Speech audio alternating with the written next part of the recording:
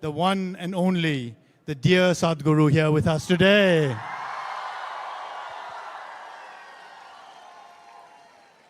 A very warm welcome to all those of us who have joined us online all across Nepal and all across the world on this historic and momentous event for all of us.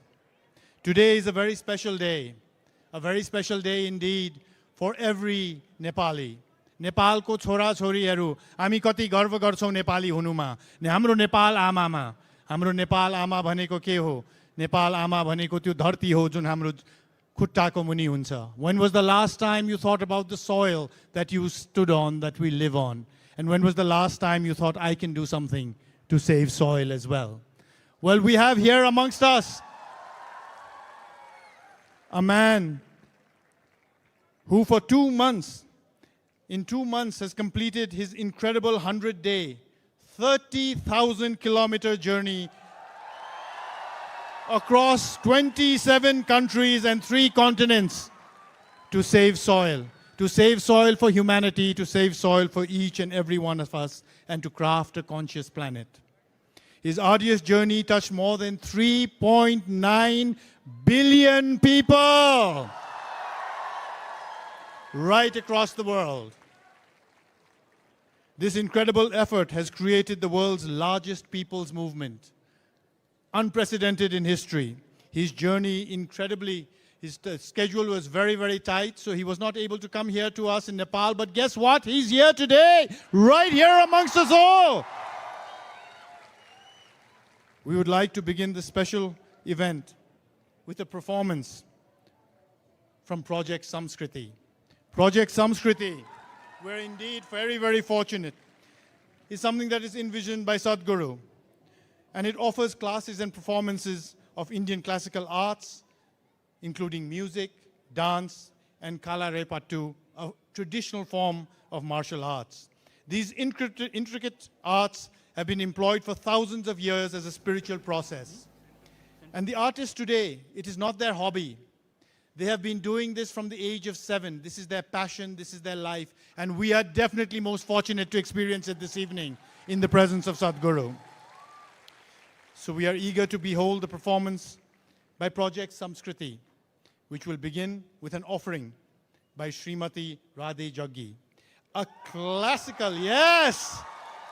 Truly blessed we all are, a classical Bharatanatyam dancer. So let us welcome this amazing performance we're all going to experience with a video to start off with, and a loud round of applause. Here we go.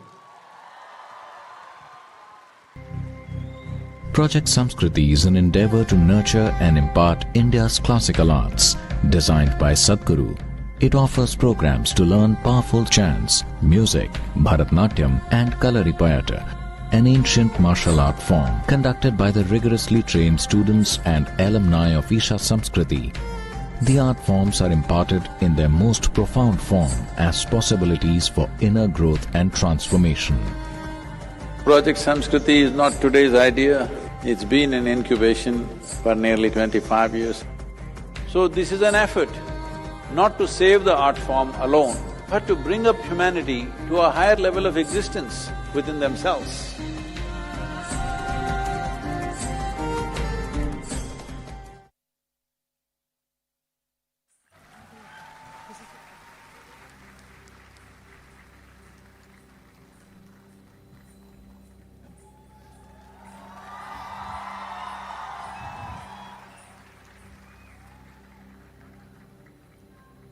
Namaskaram.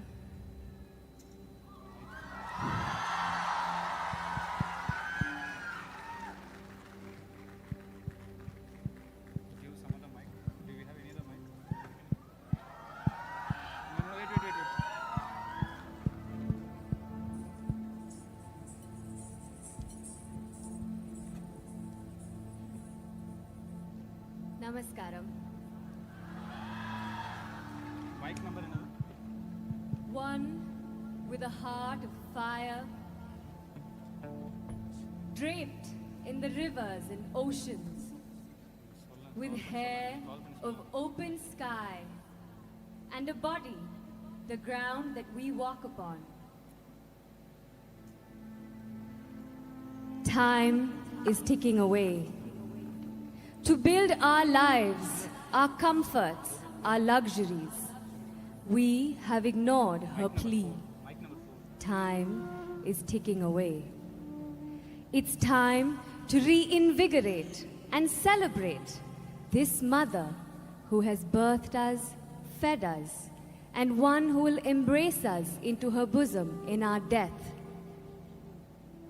O Mother, in celebration of your grandeur, in concern for your well-being, in love with all that you are, we dance in tune to your rhythm as we are just a part of you.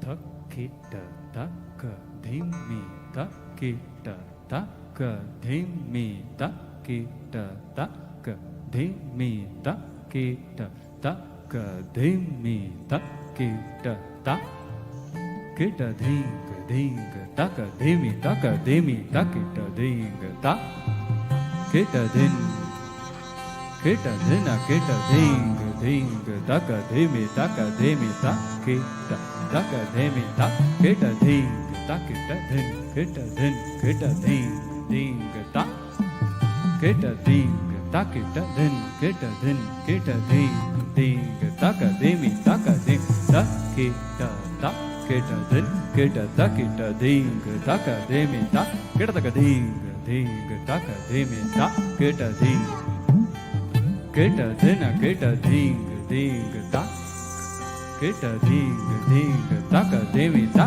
kita dhinga ta kita takita taka dhimi taka dhimi ta kita taka dhimi takita dhinga ta kita dhinga ta kita dhinga taka dhimi ta kita taka dhinga ta kita dhinga ta kita takita dhinga taka dhimi takita dhinga taka dhimi takita dhinga taka dhimi takita dhinga taka dhimi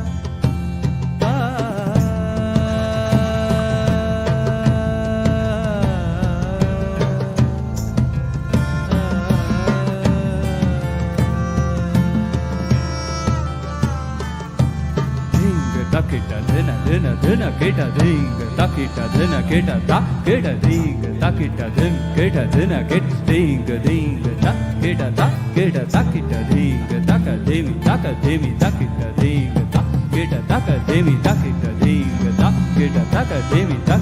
kita taka dhimi taka dhimi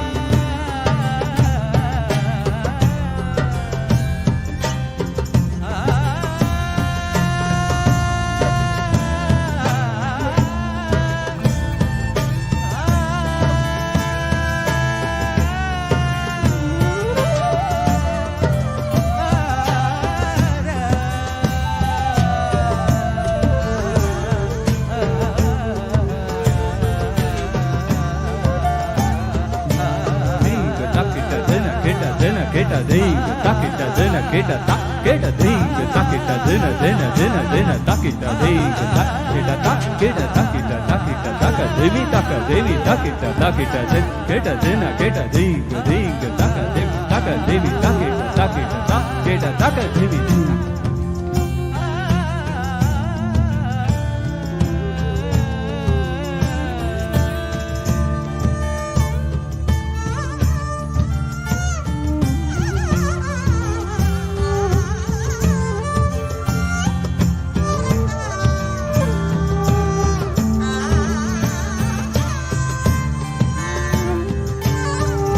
dinga dina dina dina dinga dinga taka devi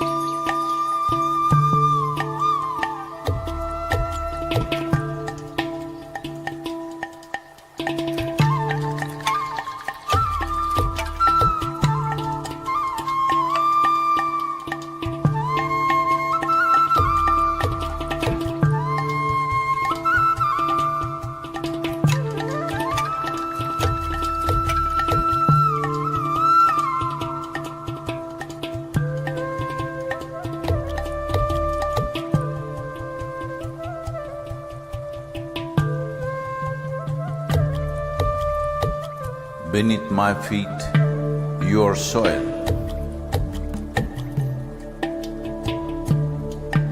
When you rise, you become a tree. Again, you fall as a leaf. Who are you?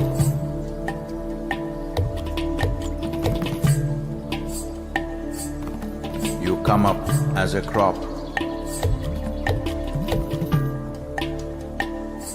You give me life as food.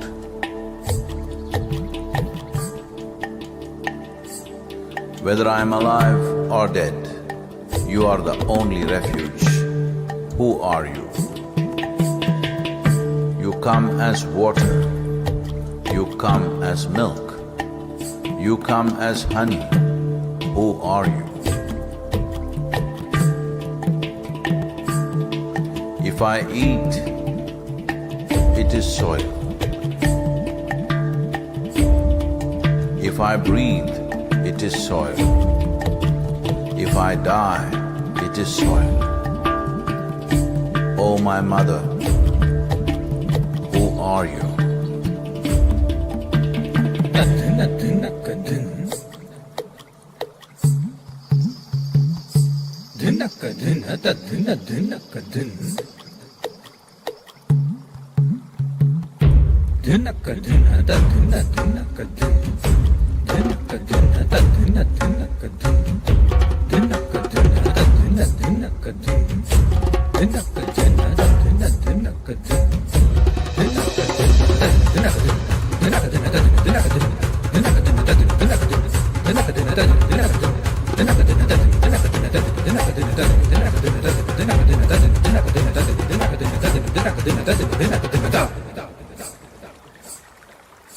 Soil.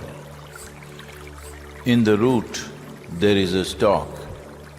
In the stalk, there is branch. In the branch, leaves, bud, flower and fruit, all rooted in soil. That is not our making. The soil, the very soul of all life, shall neither perish nor is created, but in a constant turnaround.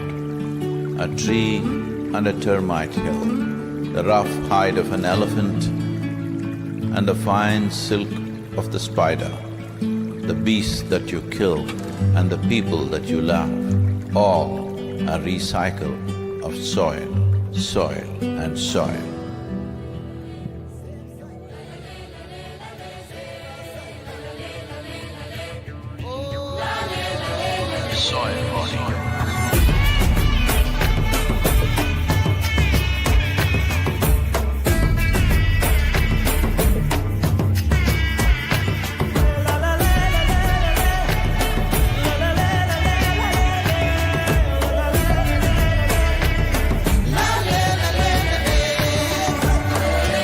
The magic of soil is it turns death into life.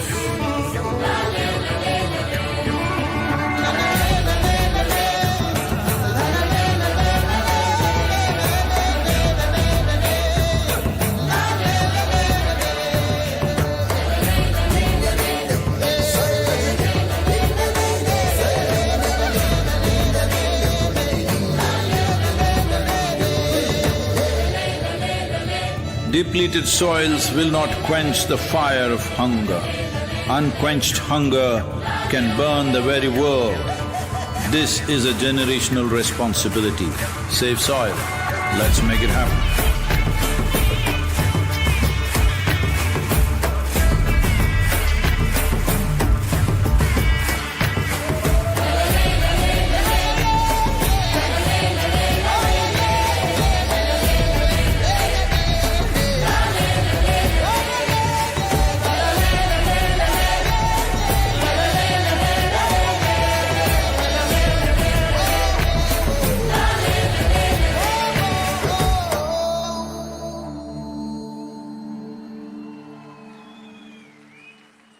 Come on, let's show our appreciation. Let's have a round of applause for Srimati Radhi Jaggi and Project Samskriti. how rich is our culture of the subcontinent. At times it takes an event like this to remind us of our roots. And all roots grow best on healthy soil. But did you know our soil is dying? हामी नेपाल आमाको कुरा गर्छौं, कृषि प्रधान देश भनेर भन्छौं, तर किसानहरूले जति पसिना बगाए पनि माटो मरिसकेको छ भने केही पनि उब्जिदैन. Nothing will grow on dead soil. Did you know that globally 52% of agricultural soil is already degraded? 2 billion people are suffering from nutritional deficiencies. Across the world, farmers are in distress. Nepal आमाले जति प्रोत्साहन गर्नु खोजे पनि उहाँको छोराछोरी जो किसानहरू हुनुहुन्छ हरेक वर्ष झन्झन गाह्रो भइरहेको छ, किनभने झन्झन हाम्रो माटो अलि गरेर अस्वस्थ भइरहेको छ. And that is what Save Soil is all about, and that is what Sadhguru's global movement is all about. By 2045, we will have 40% less food in the world. 40% less food. Just think about that. But we can do something. We must do something. We must act now. We must save soil today. And Conscious Planet, Save Soil is a global movement launched by Sadhguru to address the soil crisis by bringing people together from across the world. Just like tonight, this evening, we're trying to build people together from right across Nepal, right here. The movement supports leaders of all nations to institute national changes and actions which highlight the science behind why our soil is on the verge of extinction. Just think about that. We think of species extinction. What happens if there is soil extinction? There will be no species left. And the urgent need for us to all come together to save soil. We will also catch some glimpses of Sadhguru's journey and the impact that it has had globally. And the hope is, from this evening onwards, that impact will also happen right here in Nepal. Let's take a look at this video. We are talking about climate change, carbon emissions, and global warming and various other aspects, but we are not addressing soil. Soil is the habitat upon which zillions of lives thrive. Once there is no richness in soil, then you have forsaken the planet in many ways. Every responsible scientist in the world and the UN agencies are clearly saying we have only 80 to 100 harvests left. That means approximately 45 to 50 years of agricultural soil left on the planet. By 2045, we will be producing 40% less food than what we are producing right now, and our populations will be 9.3 billion people. The food shortages that could manifest in the next 25 years, the consequences of that is unimaginable. Civil wars will unfold across the world once there is food shortage. What we are facing now is soil extinction. Why is soil becoming extinct? Where is it going away? What is happening to our soil? We must understand, if you add organic content to sand, sand will turn into soil. If you remove all organic content from the soil, soil will become sand. In normal agricultural soil, the minimum organic content should be between 3 to 6%. The most minimum is 3%. At least this minimum to keep the soil alive, to keep the soil as living soil is a must. Agricultural soils across the world, the depletion is so heavy, in most countries, more than 50% of the topsoil is already gone in the last 100 years. The nutrient levels have dropped significantly. The level of micronutrients you would get from your food in early 20th century to what you are getting from the same food now has dropped 90%. If you ate one orange in 1920s, what you got from it, now in 2020, if you have to get the same, you will have to eat 8 oranges. This is what we have done to our food. Soil is the biggest ecosystem on the planet, and so few people know anything about it. 1 teaspoon of healthy soil probably contains more microbes than there are people on Earth. The microbial life in the first 12 to 15 inches of topsoil is the basis of our existence. It is this magic beneath our feet which has produced the life that we are. This first 12 to 15 inches of soil is the basis of life for 87% of life on this planet, including you and me. We have to begin to recognize that what we call our soil, Mother Earth, is a living organism. Open soils, ripped open by ploughing, open to sunlight, is the basis of destruction of microbial life.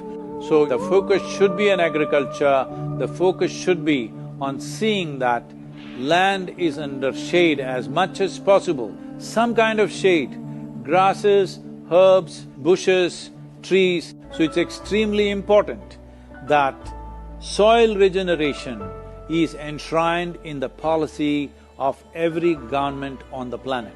We must change the narrative on the planet that soil is a wealth, a legacy we have received from previous generations, and we have to pass it on as living soil for future generations. We are in a cusp of time. If you do the right things now, in the next 15 to 25 years, we can significantly turn this situation around and regenerate the soil.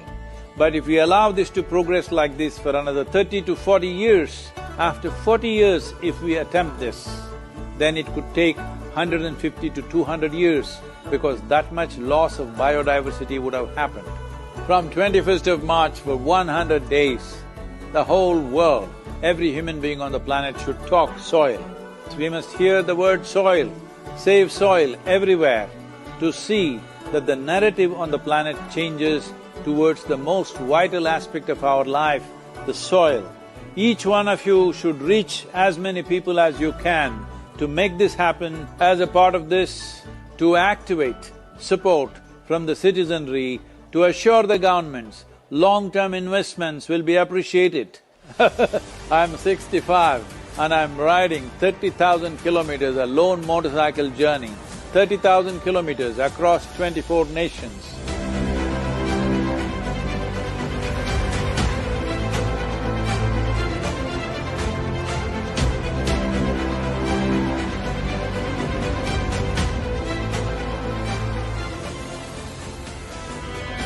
Sadhguru, thank you for what you're doing. Dear Sadhguru, one of the world's voices and leaders on soil conservation. وابدا بالنسبه لنا في رابطه العالم الاسلامي As for the Muslim World League, we are completely ready to help you. You've inspired me to think about soil very differently. I love what you say, that we're all part of the solution and we all have a role to play. This is my appeal to every one of you, because I don't want this COP15 to end as one more convention with more paper and more paper. This must end with concrete action, and action in such a way that it's implementable. It is implementable, and we will see a distinct change in the coming few years.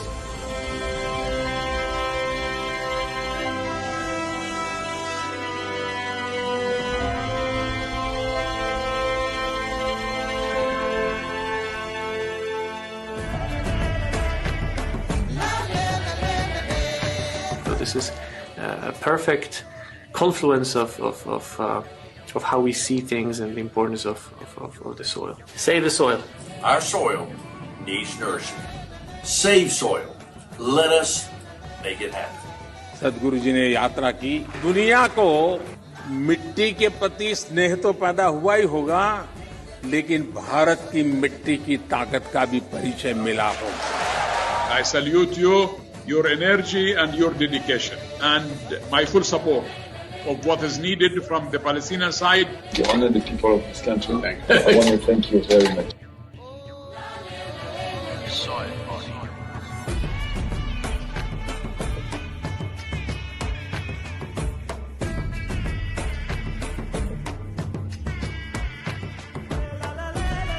And the movement that you are taken up, I could not expect any more God's blessing than that.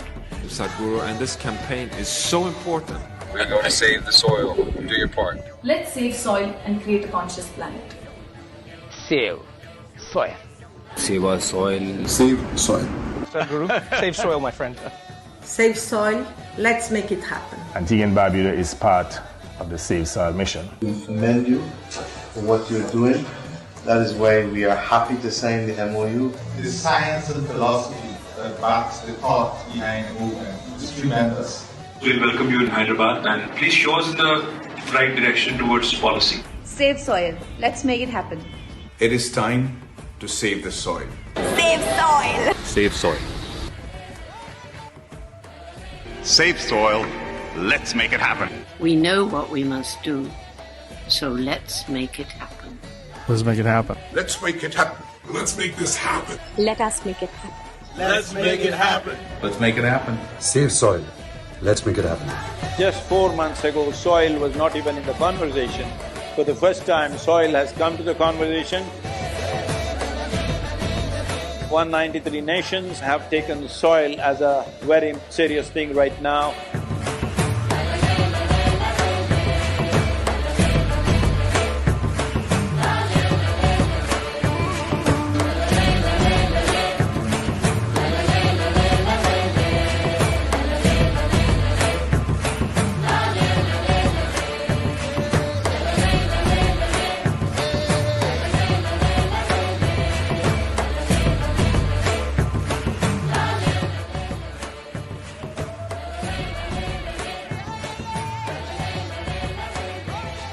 I beseech every one of you that you must keep the soil in conversation for the next few months till the policies are made in the world.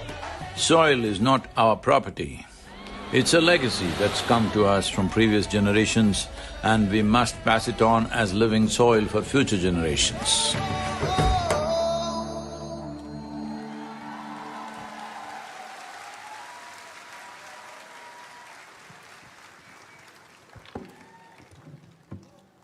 We've all heard, where there's a will, there's a way. And today amongst us, there is somebody with a will like Mount Everest. I think we need to give a big round of applause for what we have seen. For Sadhguru's journey is less about him and more about humanity. And I'm so proud as a Nepali. एउटा नेपालको छोरा भएर हाम्रो सरकार पनि केही पछि छैन. सम्माननीय प्रधानमन्त्रीजीले COP15 मा जुन प्रतिबद्धताहरू गर्नु भएको थियो, त्यो अनुसार we have the Ministry of Forest and Environment as well as the Ministry of Agriculture and Livestock who are entering and agreeing to move forward with the Save Soil movement. I think that requires a round of applause for all of us. Because it is no longer just a global movement, it is now a home movement. It is a movement for all Nepalis to save soil as we can. On this, I am extremely privileged to request our Honorable Pradeep Yadavji, Minister of Forest and Environment, to please come and say a few words.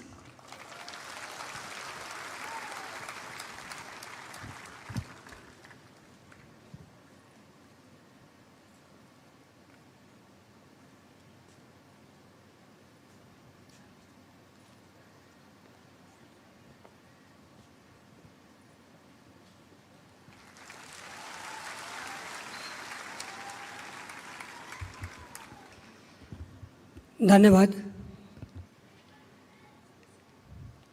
आज हामी अति नै महत्त्वपूर्ण कार्यक्रममा उपस्थित भएका छौं। यो महत्त्वपूर्ण कार्यक्रमका प्रमुख अभियन्ता परम आदरणीय सतगुरुप्रति सबभन्दा पहिले म नमन गर्न चाहन्छु, अभिनन्दन गर्न चाहन्छु। सतगुरुले जुन काम सरकारले गर्नुपर्ने काम हो त्यो काम आज दुनियाँमा गएर सतगुरुले गरिराख्नु भएको छ। त्यसको लागि म पुनः आभार व्यक्त गर्न चाहन्छु। म उहाँको अभियान यो सृष्टिलाई बचाउनको निमित्त, मानवलाई बचाउनको निमित्त उहाँले आफ्नो अभियान थाल्नु भएको छ। निश्चित रूपमा दुनियाँबाट एउटा अध्ययनले बताउँछ कि 52% करिब 52% माटो चाहिँ काम लाग्ने छैन। त्यो माटो नष्ट भइसकेको छ। त्यो माटोमा केही उब्जिन सक्दैन र आज 48% मात्र माटो बाँचेको छ। त्यो माटोको बचाउनको निमित्त जुन प्रकारले सद्गुरुले अभियान थाल्नु भएको छ, त्यो अभियानको साथमा वन तथा वातावरण मन्त्रालय आज खडा भएको छ र उहाँको अभियानमा वन मन्त्रालय साथ अगाडि बढ्नेछ भन्ने म विश्वास दिलाउन चाहन्छु। निश्चित रूपमा जलवायु परिवर्तन लगायतका च्यालेन्जहरू हामी बीच आएको छ।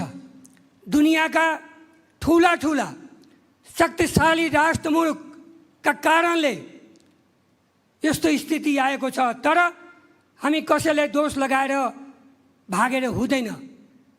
त्यसकारण यो अभियानमा सद्गुरुले जुन प्रकारले माटो बचाउनको निमित्त आज नेपालमा आउनु भएको छ, म खास गरेर वन तथा वातावरण मन्त्रालयको तर्फबाट, नेपाल सरकारको तर्फबाट सद्गुरुलाई म यो नेपालको धरतीमा, नेपालको माटोमा हार्दिक स्वागत पनि गर्न चाहन्छु, अभिनन्दन पनि गर्न चाहन्छु।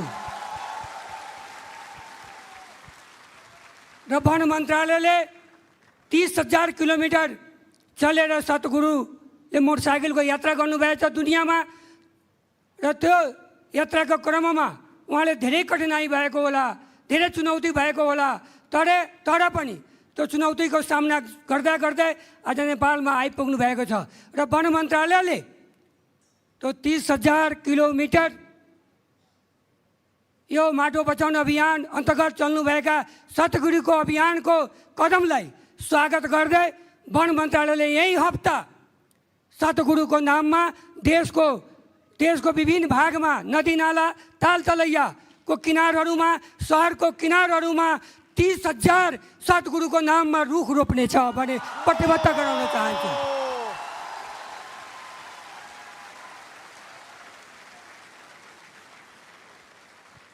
र आजको उहाँको जुन भाषणको क्रममा कुराहरू आउँछ, त्यो सबै कुराको मनन गर्दै वन मन्त्रालयले अक्षरशः पालन गर्छ भने म प्रतिबद्ध पनि जनाउन चाहन्छु। वास्तवमा भन्ने हो भने उहाँको अभियानलाई दुनियाँले कहिले पनि भुल्न सक्दैन। हामी सुन्थे, महाभारत पनि हेरेछु, रामायण पनि हेरेछु, टिभीमा पढेको छु। त्यो बेला चाहिँ जब अत्याचार हुन्थ्यो, कंसको अत्याचार भयो भने कृष्णको जन्म भयो, रावणको अत्याचार भयो भने रामको जन्म भयो। त्यसकारण दुनियाँका केही ठुला मुलुकहरूका कारण यो दुनियाँमा माटोको जुन सङ्कट आएको बेला आज सद्गुरुको जन्म भएको छ भने महसुस गरेको छु हामीले। त्यसकारण म ज्यादा सद्गुरुको अभियानलाई म मनन गर्दै र उहाँलाई समर्थन गर्दै सेभ सोइल भन्दै म बिदा हुन्छु। धन्यवाद, नमस्कार।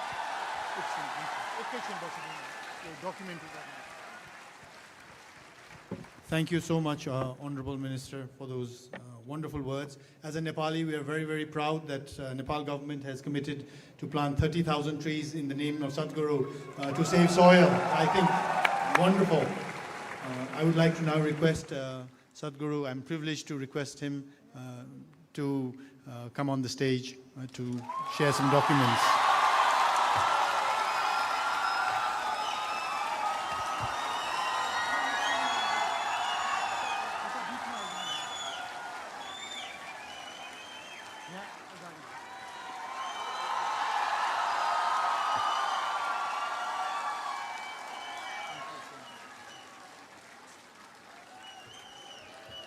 Now, as part of the Save Soil movement on this historic day, ladies and gentlemen, the government of Nepal will be presenting to Sadhguru the letter of solidarity and thus coming on board the Save Soil movement.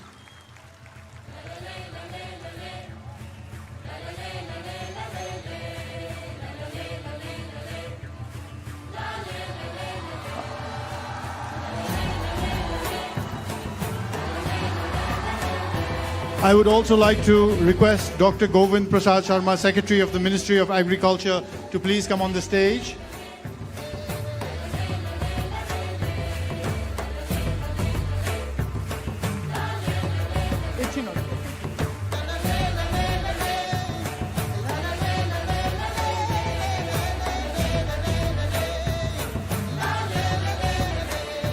Sadhguru will also be handing over the Save Soil policy document that has been carefully compiled and is packed with thorough research done by experts in the field of ecology and economy, so that it is not just an environment but it translates into prosperity for the farmers and for the nation in general.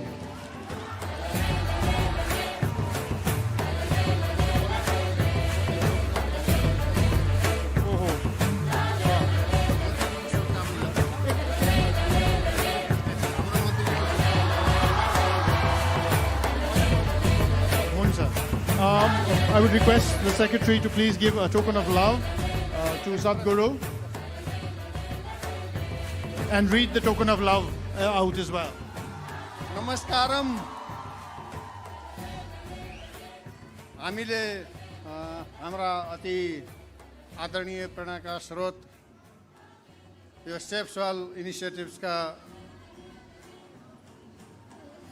अध्यक्ष आदरणीय स्वामीज्यूमा हामी एउटा र उहाँको यो soil safe movement conscious प्लानेटसँग हाम्रो ऐक्यबद्धता जनाएका छौँ।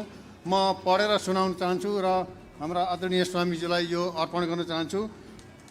Expression of commitment and solidarity to soil safe movement conscious planet सिपी USA, government of Nepal, ministry of agriculture and livestock development warmly welcomes Safe Soil movement by Conscious Planet and express intent and commitment to be on board for this initiative.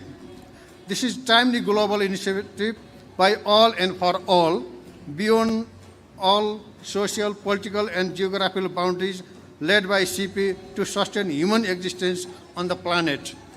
Farmers of Nepal inherit knowledge, innovations, practices and a rich culture of mother soil, the line with living soil since they started cultivating lap of Himalayas.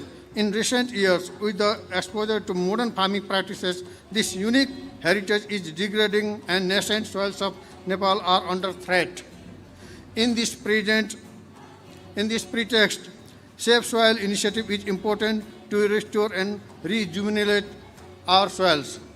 In this ground, Ministry of Agriculture and Livestock Development proactively committed to enact new policies, strengthen and implement existing ones, invest, implement program and activity to save soil in Himalayan region. We understand saving Himalayan soil means saving soil and livelihood beyond the boundaries up to the Gangetic Plain. Ministry of Agriculture and Livestock Development is thankful to CP and it is our immense pleasure to be a part of this holy soil global initiative. Dr. Govind Prasad Sharma, Secretary, myself.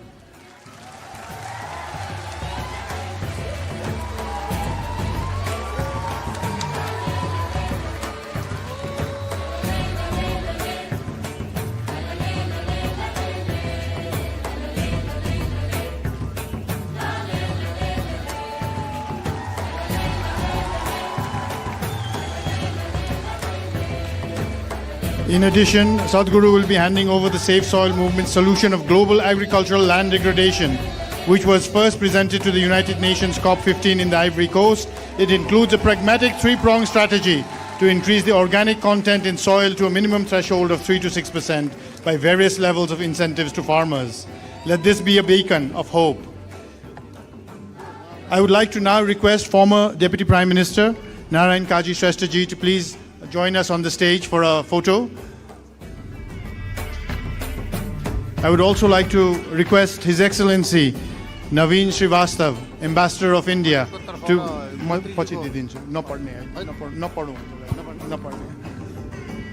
to join us on the stage as well.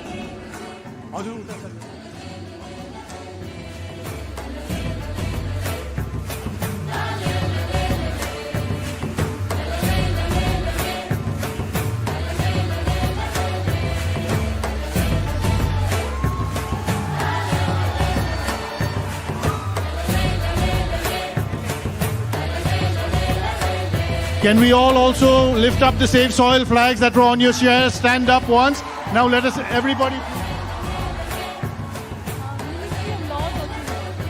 Minister of Law. Can I request the Minister of Law also to please come on the dais for the photo op? Just 1 second.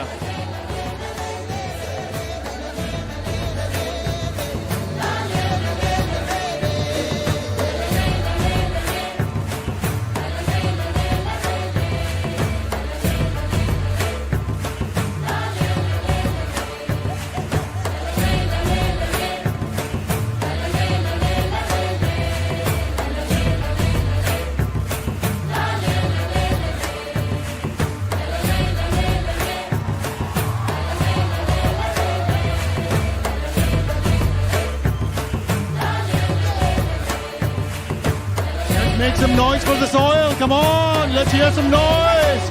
All right. Let's have some energy. Let's make some noise. Thank you very much. Thank you very much.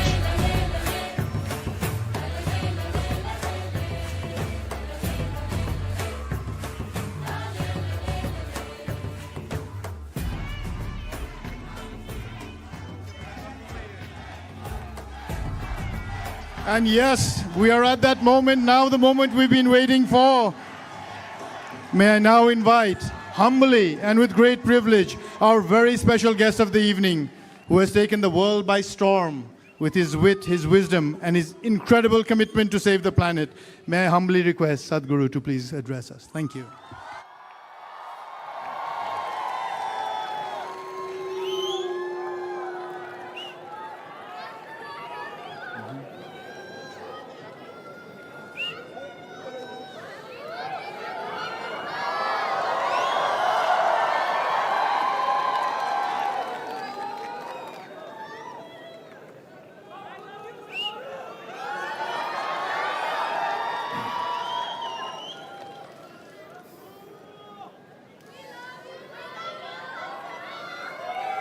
कालो न जानाति तव जननम कालो न जानाति तव समापनम दृष्टो मया तव महाकारः योगेश्वर काल काल योगेश्वर काल काल.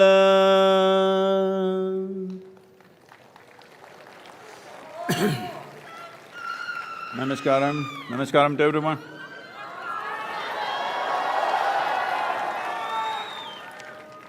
Wow. Nice to be back in Nepal.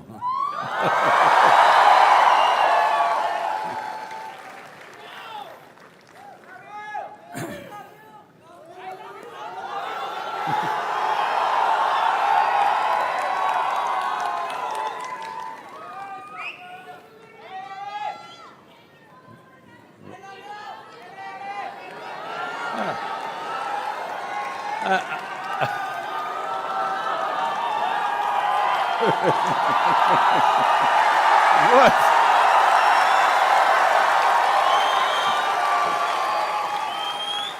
I'm supposed to do the talking, huh? Come on. Is the volume good? Hello?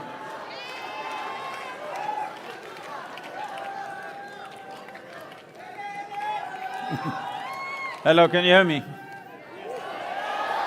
This is not good, huh? I can't… Hello?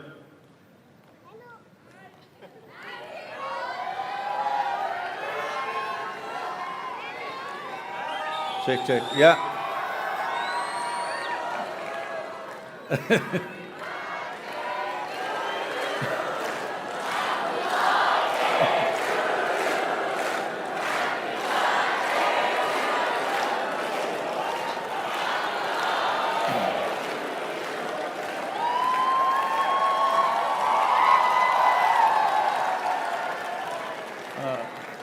I am still not yet born, still more than 24 hours, please.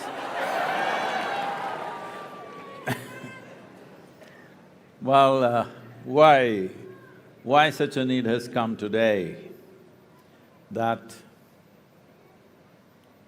we have to even talk about saving soil? Why such a situation has come? Well, humanity has spent a lot of time pointing fingers at each other. You did it, I did it, you did it, I did it endlessly. We need to first of all understand whether you like it or you don't like it, knowingly or unknowingly, every one of us are a part of it, this destruction that's happened. The only way around is that everyone have to become a part of the solution, there is simply no other way. This is not to be done by any one person or any one government or a ministry. This has to become humanity's mission because we are destroying the foundations of our existence, that's what it means. In these cultures, we have always referred to soil as our mother. When we say mother, we are talking about the source of our life. But unfortunately, in the last few decades, we have started treating soil as a resource. Treating soil as a resource, what it means is, every one of us have fed upon the breasts of our mothers. The day we refer to her as a resource, we are finished. She is the source of our life. She cannot be a resource that we use in our lives.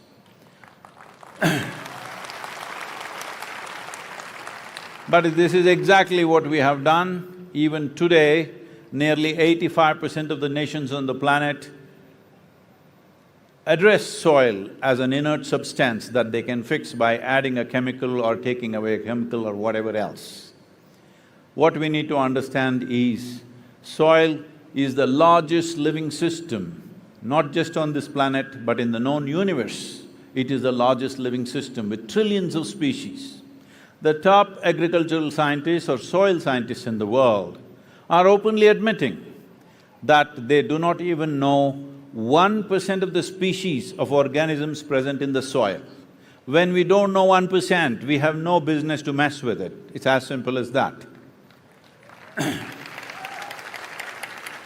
That's how complex a life it is. What does it mean, this soil? See, we must understand this. On this planet at least, all life, whether it is a single-celled creature or us who are supposed to be the most complex and sophisticated creatures on this planet, all of us are essentially made of the same fundamental design. In yoga forever, we have been saying anda pindanda is all the same thing. But today, the modern science, because unless it comes from the West, it's not science, okay? I want you to know this. So, the modern science is saying there is something called as a constructional theory that if you look at any design on this planet, whether it's a single-celled organism or any other creature or a leaf or a cell in a plant or the human system, the fundamental design is still the same. The complexity and sophistication is multiplying manifold over, but essential design is same. Or in other words, what we call as life on this planet is a part of the carbon cycle that's happening.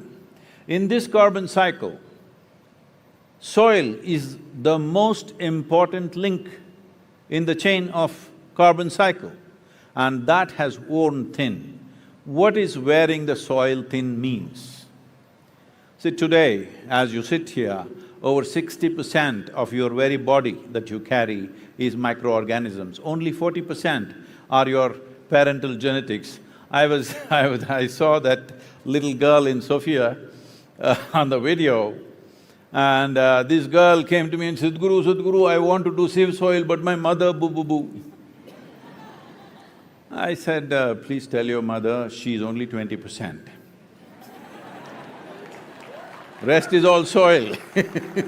Only 20% of your genetics your mother, another 20% your father. Fundamentally, life is happening to you because of the foundational life that's happening in the soil. This is the fundamental life. To give you some perspective,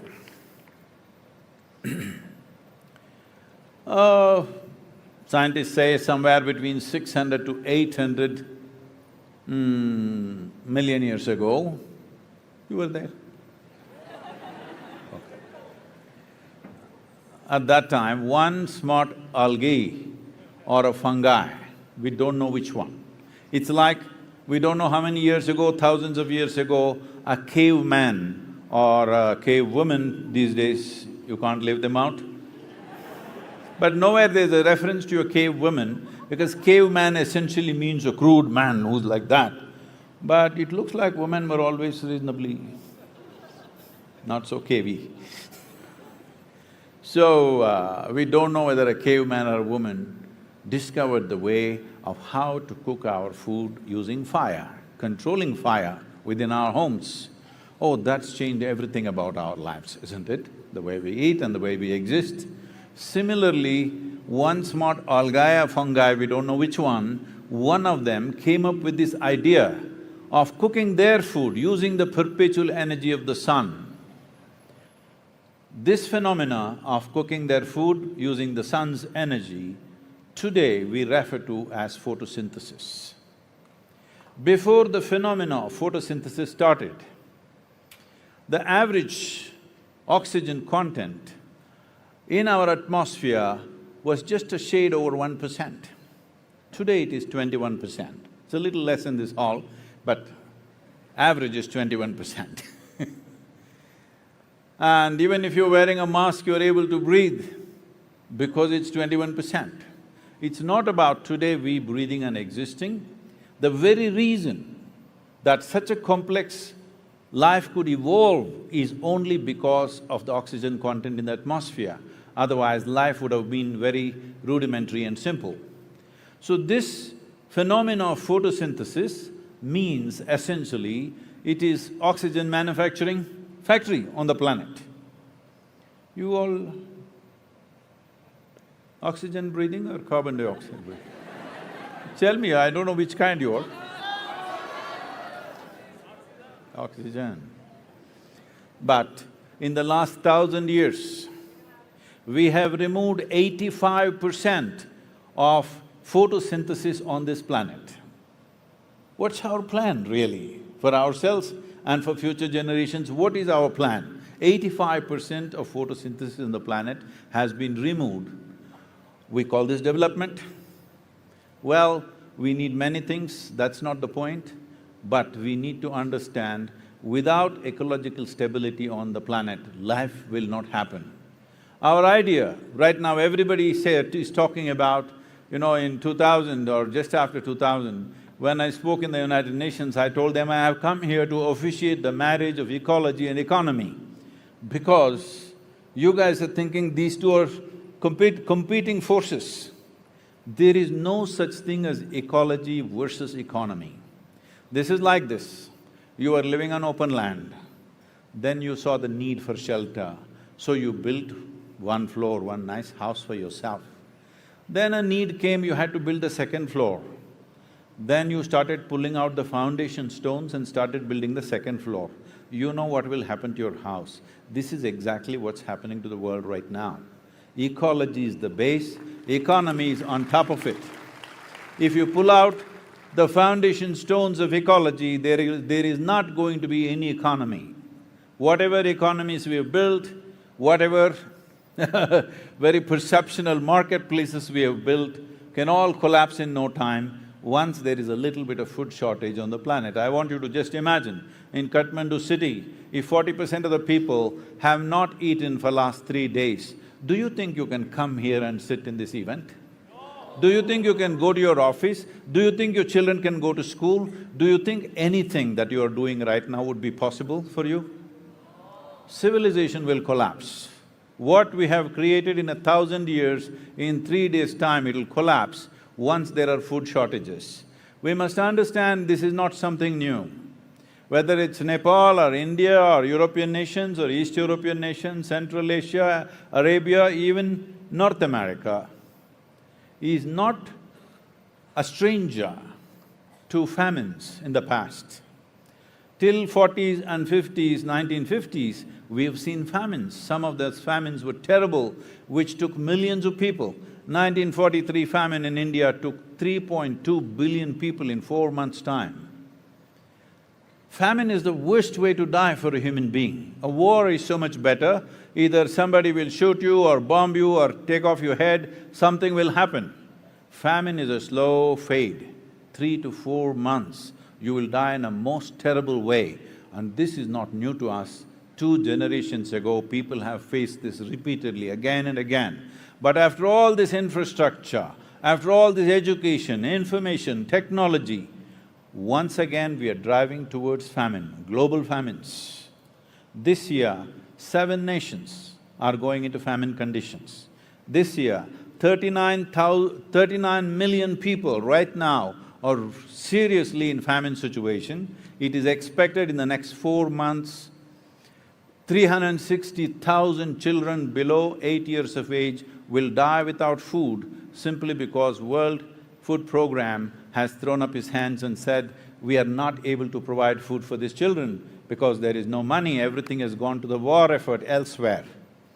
So, as human beings, how do we just sit around and think that, it's all right, they're dying somewhere else? That is not the nature of a human being. The reason why a human being is evolved to this place is because we can think inclusively. We are not functioning instinctively for our survival. We can think consciously, inclusively, where our sense of well-being is far more inclusive than any other creature on this planet. This is only possible for a human being. You are the only one who is referred to as a being. We don't call a tiger being, an elephant being, ant an ant being, no such thing. Only you are referred to as a being because you're supposed to know how to be. Hey, don't do that. You're supposed to know, I said. I did not say you know. If you knew how to be, if you really knew how to be, would you choose to be blissed out or miserable? What's your choice? Now, see, from now on I'll ask a few questions. You can either say yes, no or silence. All 3 I will bless. It's up to you. If you had a choice between being blissed out and miserable, what is your choice for yourself? Yes. What you want for your neighbor sometimes may be debatable, but what you want for yourself is 100% clear, isn't it? Highest level of pleasantness. You want highest level of pleasantness for yourself. Why something so simple is not happening? It is not happening because… you heard about that potato farmer? No? Oh, let me tell you a story. Once upon a time… No. That's not the way. There's a certain way to listen to a story.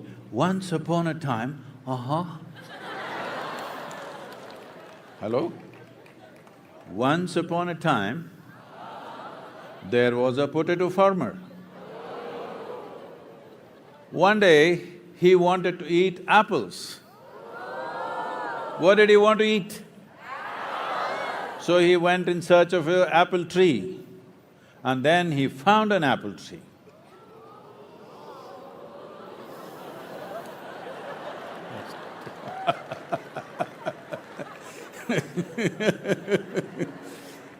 Now, he went to the apple tree, but being a potato farmer out of sheer habit, he started digging the ground for apples.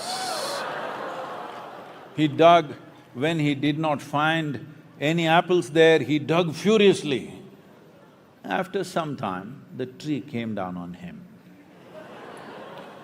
This is the story of humanity right now.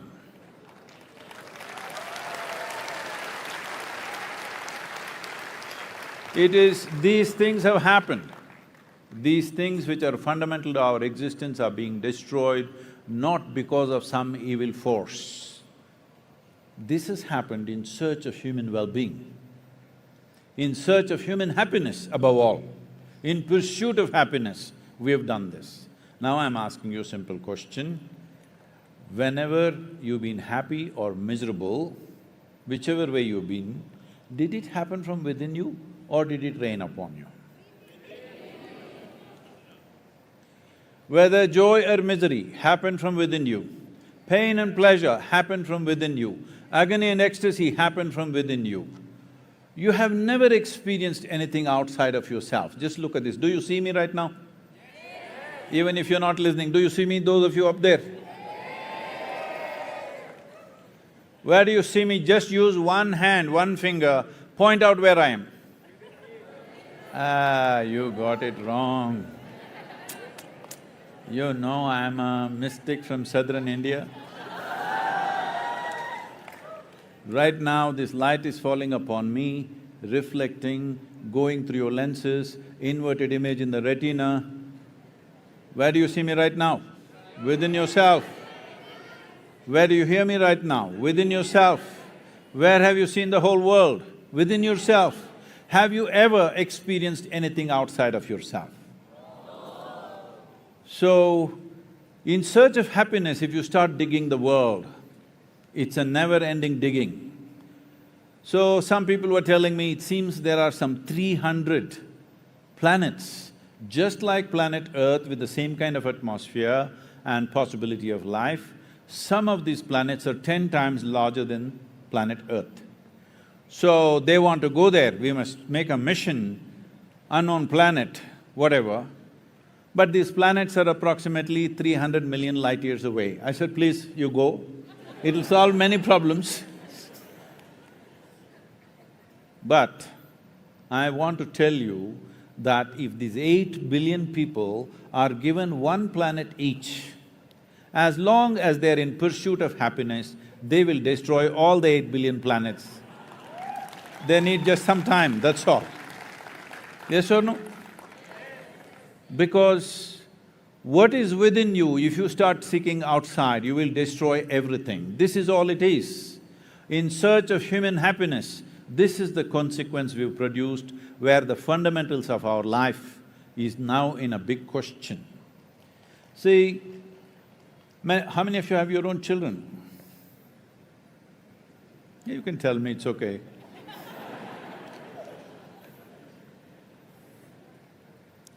Now, this is not some philosophy, this is not an ideology, this is not a religion.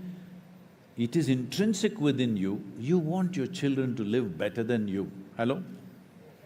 Huh? But with such a wonderful intention, look at the world we're creating. I want you to understand this. Once there are food shortages, our children are not going to live well here. Whatever wealth you have given them, whatever education you have given them, whatever you have given them, our children are not going to live well here because there are certain serious conditions which are evolving very quickly. By 2032, it's expected 3.5 billion people will be water stressed. That means daily drinking water will be a challenge. You think people can live well with that? By 2045, they're saying 40% less food. This is not alarmist philosophy. These are being spoken by very responsible scientists, and I have been in communication and contact with them. They are all just frustrated because nobody listens to them.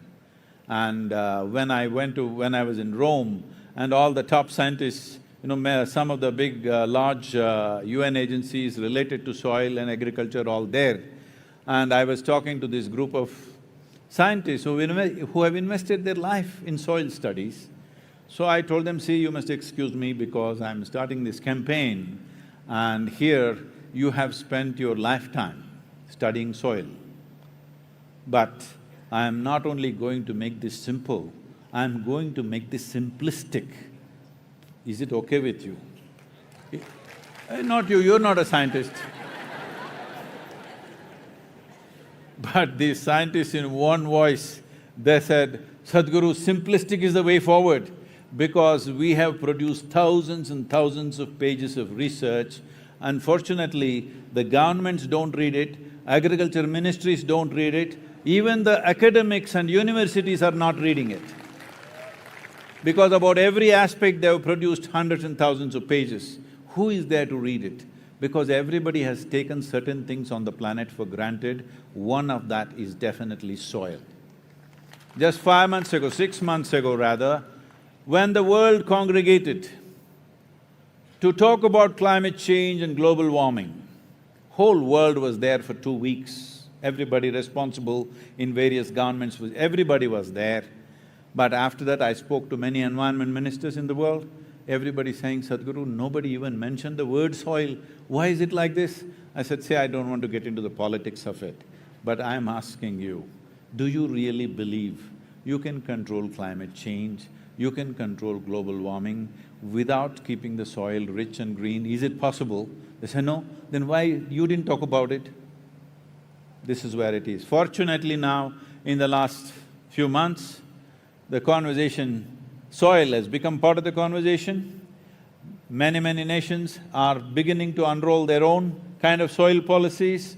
The United States has invested $8.5 billion for soil regeneration and no-till farming, which is a phenomenal step for them. And UK has invested some $1.3 billion for their cover crop subsidies. Germany has put in $4.5 billion for their similar kind of soil regeneration process, and EU has unfolded a consultative process to come up with a soil policy because there are so many nations which need to agree to that. And Caribbean nations have been fully active with us, and Guyana has given us 100 square kilometers of land where they want us to demonstrate how this can be done. That's going to happen. India has dedicated 19 crore rupees for regenerating the soil in 13 river basins across the country, which will amount to 67% of India's land or agricultural land, and that's a huge step for India. China is unfolding their own soil policy. So, the world is responding, but the important thing is we must understand in a democratic nation, who are the leaders? You are the leaders. So, it's important that you don't think somebody else is going to do it. I want you to understand the simple mechanics of democracy. We elect somebody who is willing to take the trouble of doing all the things. And we give them… in Nepal it's 5 years, is it? 5-year term?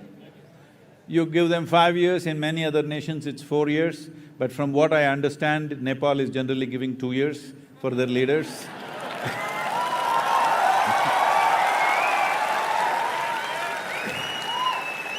So if you give them 5 years, I want you to understand the nature of this job. You give them 5 years and they are supposed to do many things. Running a nation is always a complex situation. But if you were the Prime Minister of this country or whatever Minister of this country, would you try to do things which will produce results within 5 years, or would you attempt doing things which will produce results in 10, 15 or 20 years? Please tell me honestly. In 5 years. That's exactly what most governments on the planet are doing, because not in a single nation, not even in a single nation has ever 60% of population, adult population has stood up and said, we are concerned about the long-term well-being of this nation. We are concerned about the future of our children. Such a thing has never been expressed. In private they will crib, but they have not expressed. All they ask for is, reduce 5 rupees on my gas price. Okay, that will happen. Give me 1% discount on my income tax. Okay, that will happen. but nobody is asking for long-term well-being of the nation. It's time, citizens of any mature nation, stand up and ask for long-term well-being of your country. This is very, very important. If you don't do that, it's not going to happen, because as you yourself admitted, if you were running the government, you would still try to do things within 5 years, not things which will take more than that.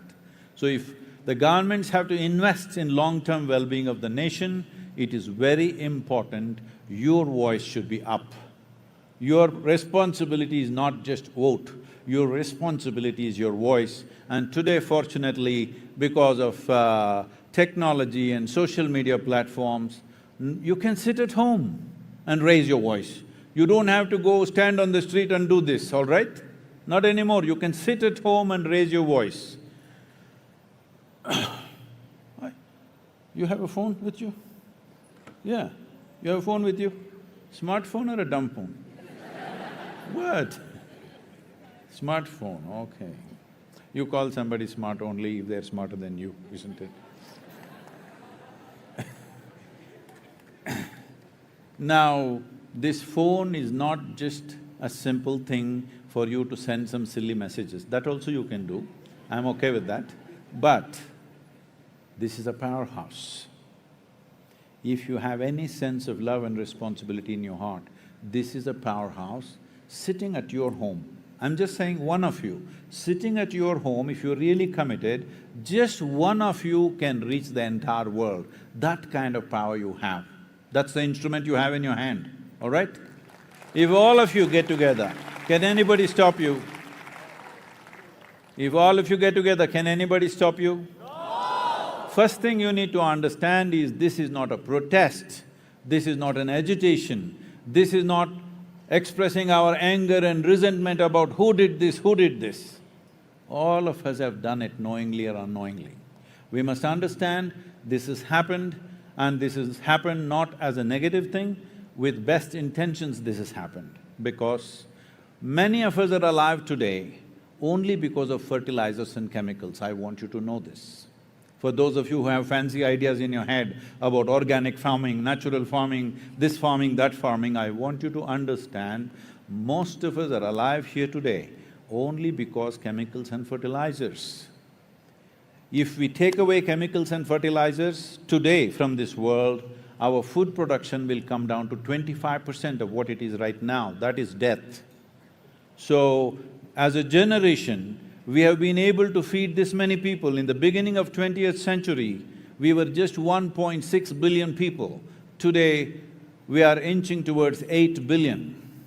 We have been able to feed this many people only because of chemicals and fertilizers. We have cross-famine situations only because of this, but at the same time, we have damaged the soil significantly. Significantly, we have damaged the soil. So our time has come as a generation, we turn back. Turning back is not with fanatical ideas, ban the fertilizer, ban the chemicals, that is not the way. If you raise organic content, the need for fertilizer will start sliding down naturally. We must be patient enough to do that. Fanatical ideas of urban people, I'm saying, it's only urban people who are talking about organic farming, natural farming, because they don't do farming. You go and ask a farmer, try to grow his crops without fertilizer, without pesticide, it'll be zero for him. So, let us not say things which are irresponsible. All of you young people must educate yourself about soil, okay? Wherever you go, at least for 2 to 5 minutes, you must be able to speak with some sense about soil. It's very important, because as a generation, we have this challenge in front of us, but as a generation, we have this privilege that we could be that generation which turned back from the brink of a disaster.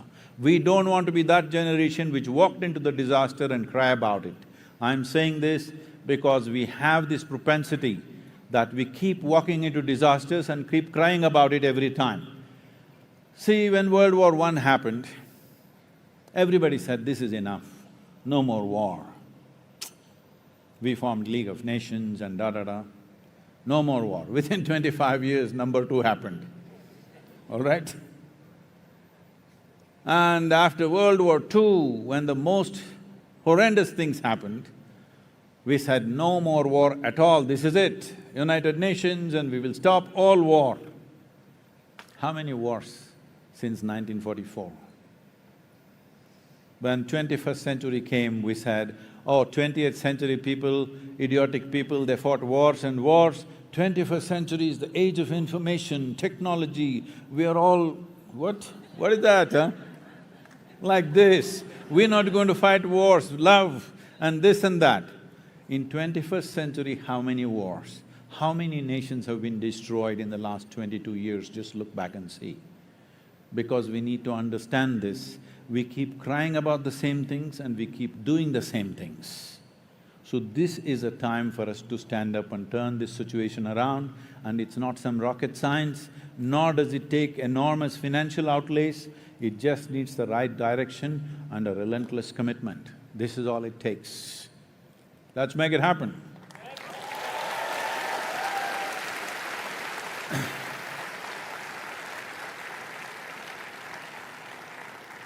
Till I say stop, okay? Till I say stop, all of you, how many are you here? Here and in the adjacent two halls, they told me about 6,500 people or something like that, okay? So all the 6,500 people, those of you who are in the other halls also, make some noise for them, huh, please.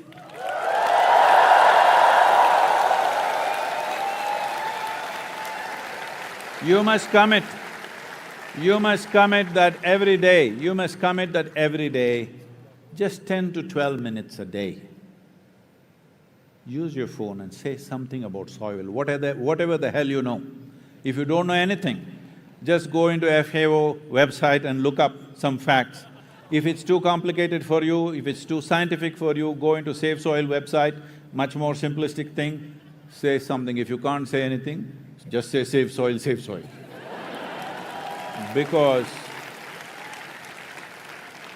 Because I'm telling you, if we don't do this as a generation, we will regret this seriously. Right now, according to UNFAO, on an average, every year, 27,000 species of organisms are going extinct.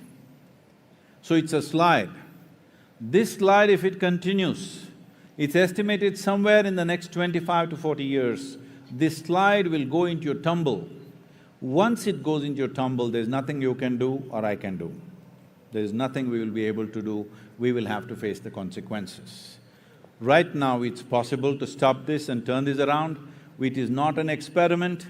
Last 27 years, we've manifested this on the ground that over 132,000 farmers in southern India, we've transformed them into what is called as tree-based agriculture. When I explained this to your Prime Minister and coalition partners yesterday, they immediately took the decision, we will send a team to study what's happening there and we want to do it here.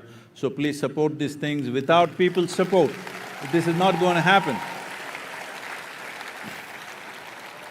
So will you commit to this every day, 10 to 12 minutes, you must say something about soil. Please make this happen, because in this fabulous mountainous country, you should not suffer from that because you have plenty of land for the people that you have, and this is very rich land. In many ways, this land is just a couple of generations old or 3 generations old agriculture. In India, in southern India, we farmed the same land for over 12,000 years. Same land for 12,000 years, but we maintained the richness of the land. But in the last 45 to 50 years, we've taken it down. 62% of India's land right now is degraded. Average organic content is 0.68% in India. In Africa, across the continent, is 0.3%. This is a disaster. Below 1% is considered serious desertification. Southern Europe is 1.1%. Northern Europe, which is the highest in the world, is 1.48%. But the minimum prescribed by United Nations is 3% is the most minimum. If 3% organic content is not there, species will start dying. What organic content means is, it is the food for all this microbial life which is the foundation for our life. Within our body and in the soil, in the air, in the atmosphere, These organisms are always working to keep the life on this planet. Without us, they can exist. Without them, we cannot exist. That is the fact of life.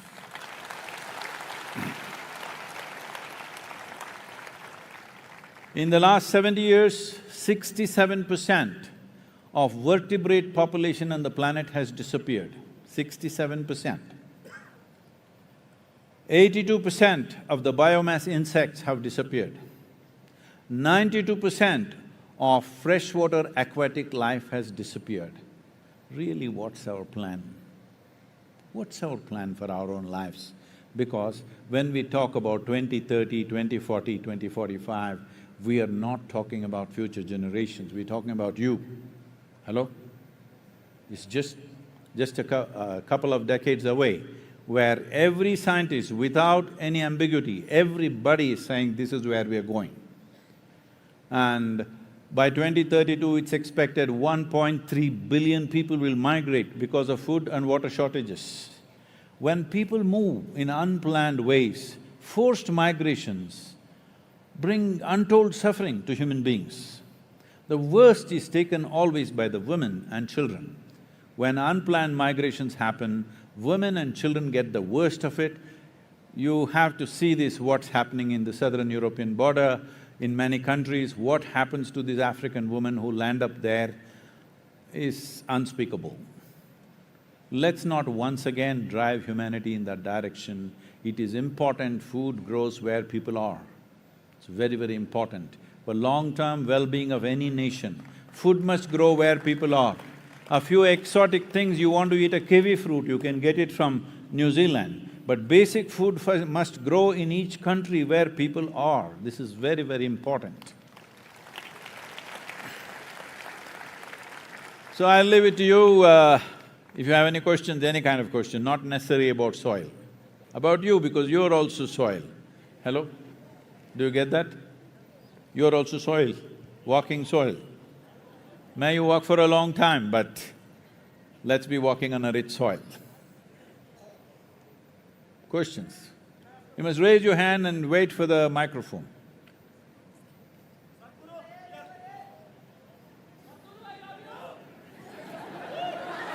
Oh, you almost broke my heart, man.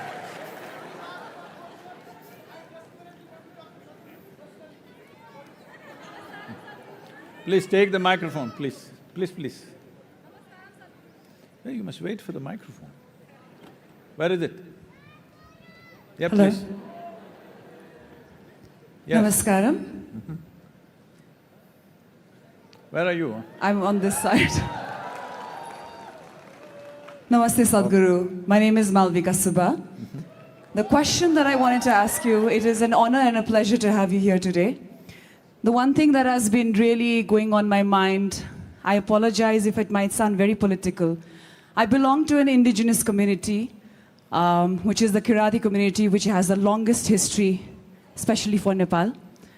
Now we can understand there has been so much of oppression, land encroachment, so much of domination, so much of land has been taken away from the indigenous community in the name of development.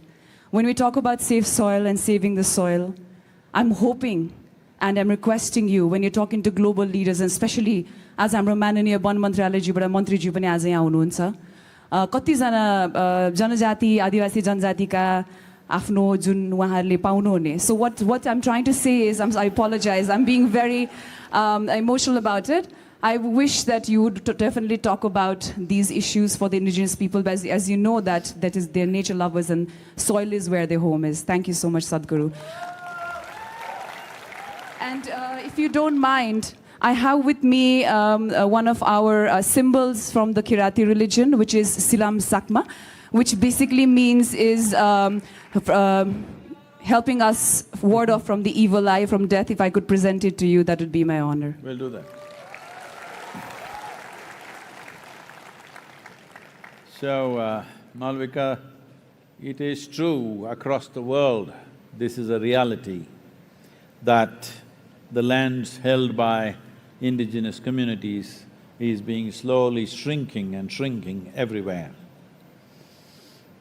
Well, We can point fingers, but it is a reality that we cannot ignore.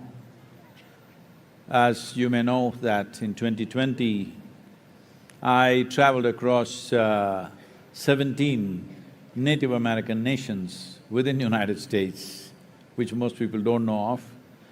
I knew that there are nations. I thought there must be about 35 to 40 nations. When I really started researching and I was making this travel, I discovered there are over 500 nations within United States, Native American indigenous nations. They have their own languages, they have their own religion, they have their own culture, 500 unique nations of their own. So can we really bring them back once again into existence? There are some laws which says yes, but practically can we ever do that? I don't think there is a reality like that. So, the important thing is, this is true, I don't know, I'm not conversant with the realities of Nepal, but this is true across the world. This is true even in India. Tribal lands are always being taken for something or the other, because people are piling up in cities, they want so many things, they want a home, they want to drive a car, they want their computer, they want their phone, they want their everything, all the comforts. To provide all these comforts, somewhere we have to be digging all the time. And if large tracts of land are held by anybody, whether you're indigenous or you're alien, it doesn't matter, those guys are going to dig it up, unfortunately. I'm not trying to condone that, but this is an unfortunate reality on the planet. Because as I said earlier, from 1.6 billion in the beginning of 20th century, in just 120 years, we have come to 8 billion. How do you provide things for 8 billion people? And how much we are consuming? Just look at anything, yourself. Your grandmother, how many pieces of clothing she owned? How many you own? If you look at it, probably 25 to 50 times more you own, yes or no? So, our needs and our aspirations have gone through the ceiling and we are still talking about saving this, saving that. It's very, very difficult. It is very important, either we… as I said earlier, if you are joyful by your own nature, whether you had 1 or 10 or 100, you would do it according to what is available. But right now, when your happiness depends on what you wear, what you eat, where you live and what you do and what you possess, you cannot stop human aspiration. Right now, human societies are still in this condition, they need so many things for fulfilling their happiness, their children's happiness, their well-being, because they have set a certain image what is well-being. On an average, what an average American citizen owns, if the same has to be provided, because I know a lot of youth from here want to go to either United States or wherever else they can go in the Western world, I'm just telling you, to make sure that 8 billion people have the same things that an average American person has, the Living Earth statistics says we need 4.5 planets for that. But we have only half a planet left. So where do we dig? So I must tell you this, right now this information is declassified. It seems some 32 or 35 years ago, NASA was planning to take a nuclear weapon, okay? A nuclear bomb of some enormous tonnage, megatonnage, and take it to the moon and put a hole to the core of the moon and blast it there, because there it seems there is some metal which is 100 times lighter than steel and at least 50 to 60 times stronger than steel. So we are glad that still moon is still there. Okay? I'm saying human needs are such, we won't leave anything. So either we must reduce our aspiration or we must reduce our population. One of these things we must do. Hello? So as a part of this in India, it's the most unpopular thing I did in my life, I started what is called as no conception years in some villages, that women choose by themselves, this year no conception, postpone it to next year. By next year you may be much wiser, Who knows hoping. And I also said, I will institute an award for women who are healthy, who can bear children but choose not to bear children. We will institute an award for them. So, today a whole lot of us, in Isha for example, there are about 270 young couples who are capable of bearing children and none of them have children, because right now the greatest service you can do to the world is you are part of reducing the population. So there are people running campaigns against me saying he's a depopulation gang, he wants to kill everybody. We don't want to kill anybody, but as human beings we are wonderful, but we are too many, we need to understand this. Hello? Once you come here as a human being, you're supposed to do everything consciously. You cover your body consciously, you eat consciously, you also reproduce consciously. If possible, you also die consciously one day. That is the goal of being human. So, this whole thing, this has gone into the lingo of every… especially in India and Nepal, that you have a child and you say, God. You know it's not God, all right? Please don't go there, okay?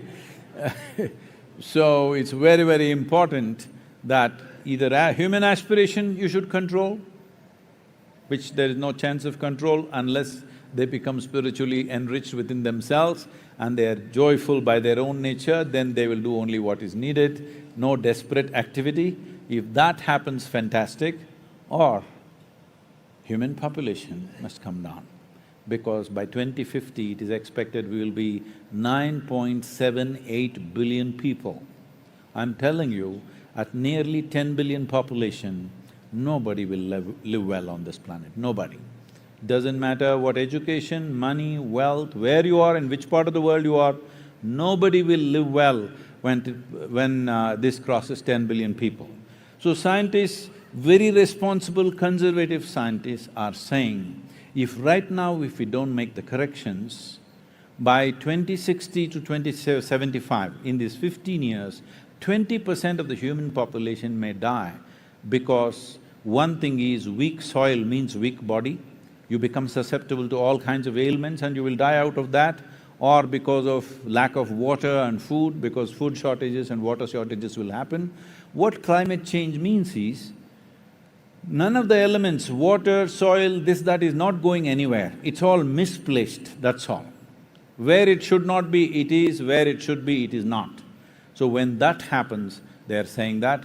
Some of the more radical people in among the scientific community are saying between 2060 to 2075, 60% of the global population could die because of disasters, because of hunger, because of water shortages and civil unrest.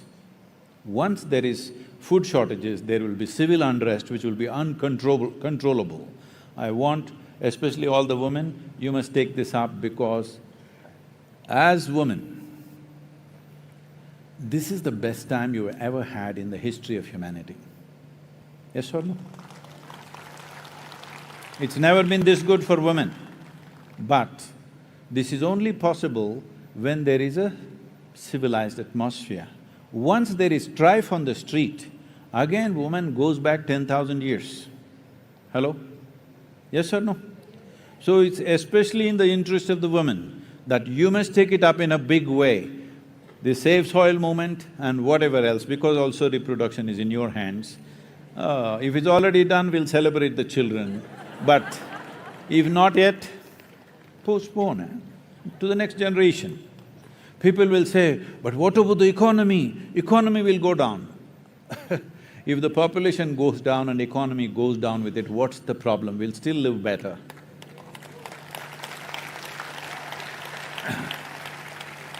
So, about the indigenous people, unfortunate reality is that because in many ways, most of them or large parts of them have also moved into cities and their aspirations, and because modern education has infiltrated everybody's mind. Modern education means it will breed endless want in your mind, you know. Once you're educated, you are always. I was in the World Economic Forum. I've been there many years, but in 2008 when I was there, a kind of a certain sense of recession was just hitting the Western world. Well, the Indians were running a campaign, India everywhere in Switzerland and all over the place, the bus hoardings, big hoardings out there, in the trains, wherever you get in India, everywhere. So Indians were upbeat because they're running a campaign, but all the Western people are little depressed because recession is happening. And these are all, about 12 to 13,000 people, every one of them is a billionaire, okay? They are all miserable because there are a few billions less and they're really miserable, what to do? And then they asked me to handle a session, recession and depression. I said, okay. I said, see, recession is bad enough, but if you want to be depressed, what can we do? But right now, we have structured the economic engine on this planet in such a way that if you fail, you will be depressed. If you succeed, we will be damned. I prefer that you're depressed. Otherwise, we will all be damned.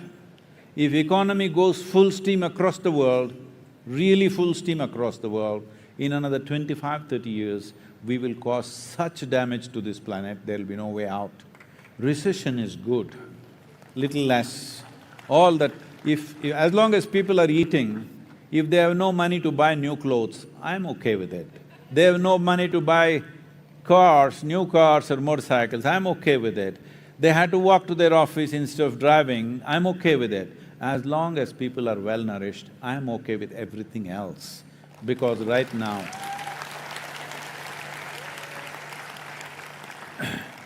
nourishment is fundamental. If that is not there, then it's a serious concern. As long as that is there, that is fine. Right now when she talks about indigenous life, that's all they're talking about. We want to just live well-nourished, happy by our own means. If we are fit enough to survive, we survive. If you're not fit enough, we die. No, today they won't let you die even if you're not fit enough to live. Hello? Because that is also a big business. We can't let you die. Hello? You should not die, because it's a lot of business. They're telling me that in United States, out of 3.5 or 3.3 trillion dollars that they're spending on healthcare, nearly 60% of it spent in the last 32 days of one's life. That is, about $2.5 billion are spent in the last 32 days. What is the problem if you and me die 32 days early? At least for me, I have no problem. Maybe you want to last those very expensive 32 days. I don't want to spend so much, I don't mind dying 32 days early. Hello?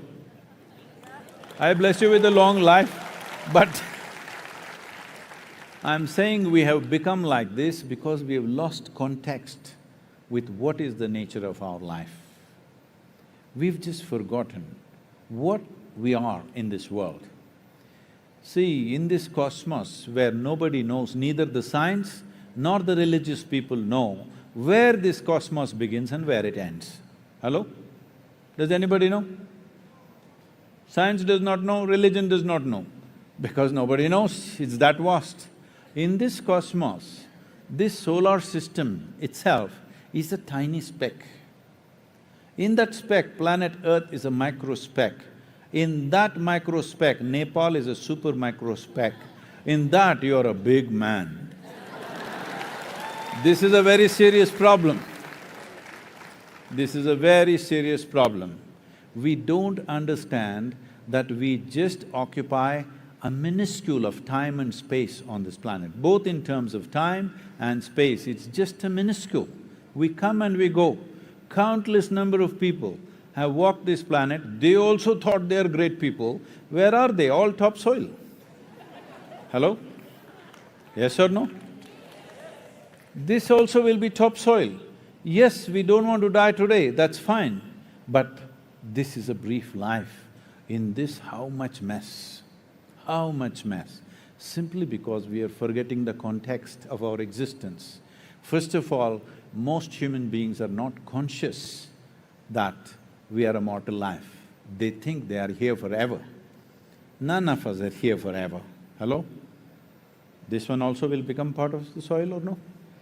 Save soil, that's why I'm saying, huh? Otherwise, where the hell, if you put you there, if there's no organisms, you won't even rot. That's the problem I'm talking about. In life and death, it's a problem. This happened in Texas. I know it's about indigenous people, I will come back to you, I've not forgotten. This happened in Texas because that's far away from anything indigenous. You are all from Texas? Can I say a joke about you?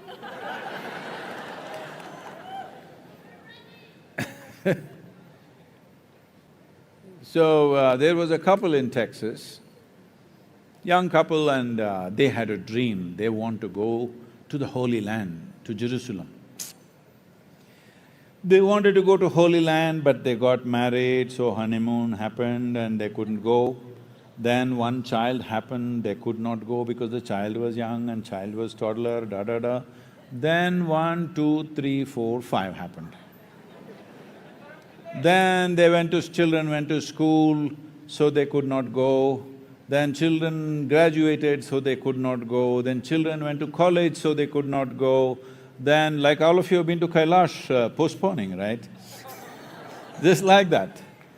So, then children got married, they could not go. Then grandchildren came, they were so cute, so they could not go. Then finally, when they were over 75 years of age, they got an opportunity to go to the Holy Land.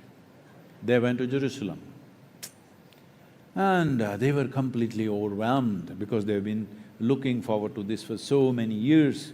Jerusalem is a place where every cobblestone bleeds history, all kinds of stories are there. So they walked in that street where Jesus is supposed to have walked. They walked they went to the place where he's supposed to have walked upon water. They were completely overwhelmed. But unfortunately, the lady had a heart attack and she died. That happens, you know. Then the man was preparing to take her body back to Texas. Then the local people came and they said, see, your wife has done the right thing. She came to Holy Land and she died. This is the best thing a religious person can do. You don't bother about taking her back because first of all, carrying the body back to Texas costs $18,000 on the airplane, plus local charges there, it's all too much. Because you're so distressed, over 40 years of marriage and you've lost your wife, so we will do all the rituals for you, just for you. Very high discount, $16,000, let's do it. The man thought about it and then he said, no, I will take her back to Texas. Then they said, see, you're not able to think straight, you know, you lost your wife and you're distressed, we understand. So we'll give you a super discount, $12,000, let's do it. You know, this is a haggling place. The man thought about it and he said, no, I will take her back to Texas. Then they said, why? See, oh, we can understand how distressed you are, you know. Having lost your wife for 40–45 years, it must be really… you can't even think straight, it's all right. We will give you an absolute below the price discount, $6,000, let's do it, let's do it, let's do it. The man thought about it and he said, no, I will take her back to Texas. Then they threw up their hands and said, what is this about? We've given you all the discount that anybody can give you, why are you saying you'll take her back to Texas? So he said, in Texas, dead stay dead.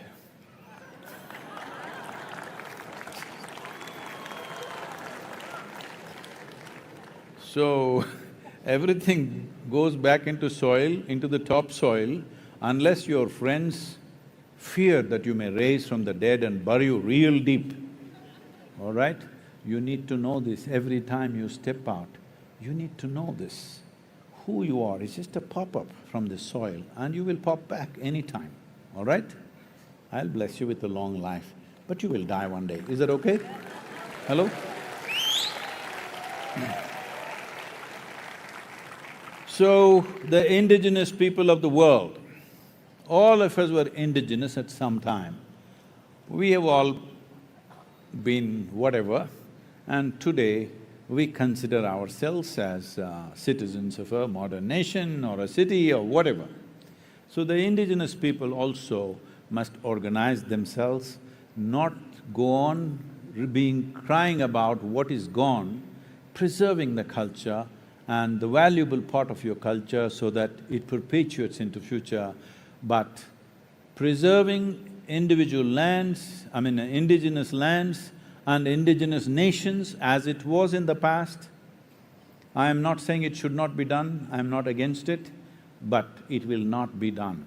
I know the politics of this world, I know the economics of this world, it will not be done. So the best thing is to organize yourself in such a way, culturally, you maintain that richness and bring that… See, right now indigenous populations in the world have taken this, people are appropriating our culture. When I was in the Native American nations, everybody is saying they're appropriating our culture, they're taking our clothing, our jewelry, our this. I said, what is the problem? I want everybody to appropriate my Indian culture. If everybody wears Indian clothes, speaks Indian languages in the world, what is my problem? Let them appropriate it. I'm saying you can either call it appropriation or you can call it that you have converted them to your culture, isn't it? It's time we do this because the only way you can preserve anything is that there should be no need to preserve it, it must be a living culture. If you don't make it a living culture, preservation will naturally push you to archives, museums. You should not… indigenous people should not go into museums. Your culture, your traditions, your clothing, your jewelry and many arts and crafts must live in common societies. Otherwise, it will not live for very long. You can protect it for some time, but beyond that you cannot protect it.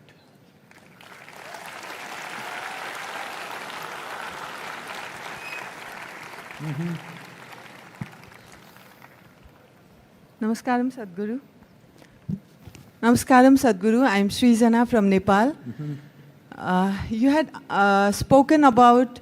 you have mentioned about Linga Bhairavi consecration happening in Nepal next year. Can you please speak more on Linga Bhairavi and consecration? Oh.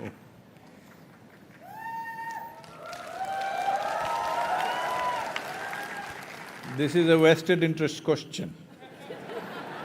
Women want to become goddesses, what to do? Not just in their homes, in the very nation they want to become goddesses. That'll be wonderful. Well, you must understand this, across the world, without exception, every culture had the culture of divine feminine worship, every culture.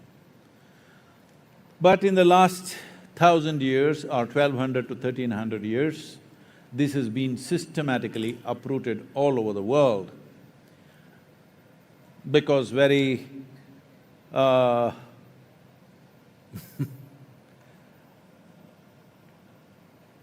you know I'm not against the men, I'm a man, all right? So, very masculine, powerful, conquering kind of religions where divine feminine was a problem and they uprooted everything. Anywhere you go to Arabia, you go to Europe, you go to Eastern Europe, Central Asia, Africa, South America, North America, everywhere there are ancient figurines of divine feminine in their own forms. Because no sensible human being who makes an image of God in the form of a human being can completely eliminate the female. Hello? What were they born to, I don't know. But unfortunately that's happened. God means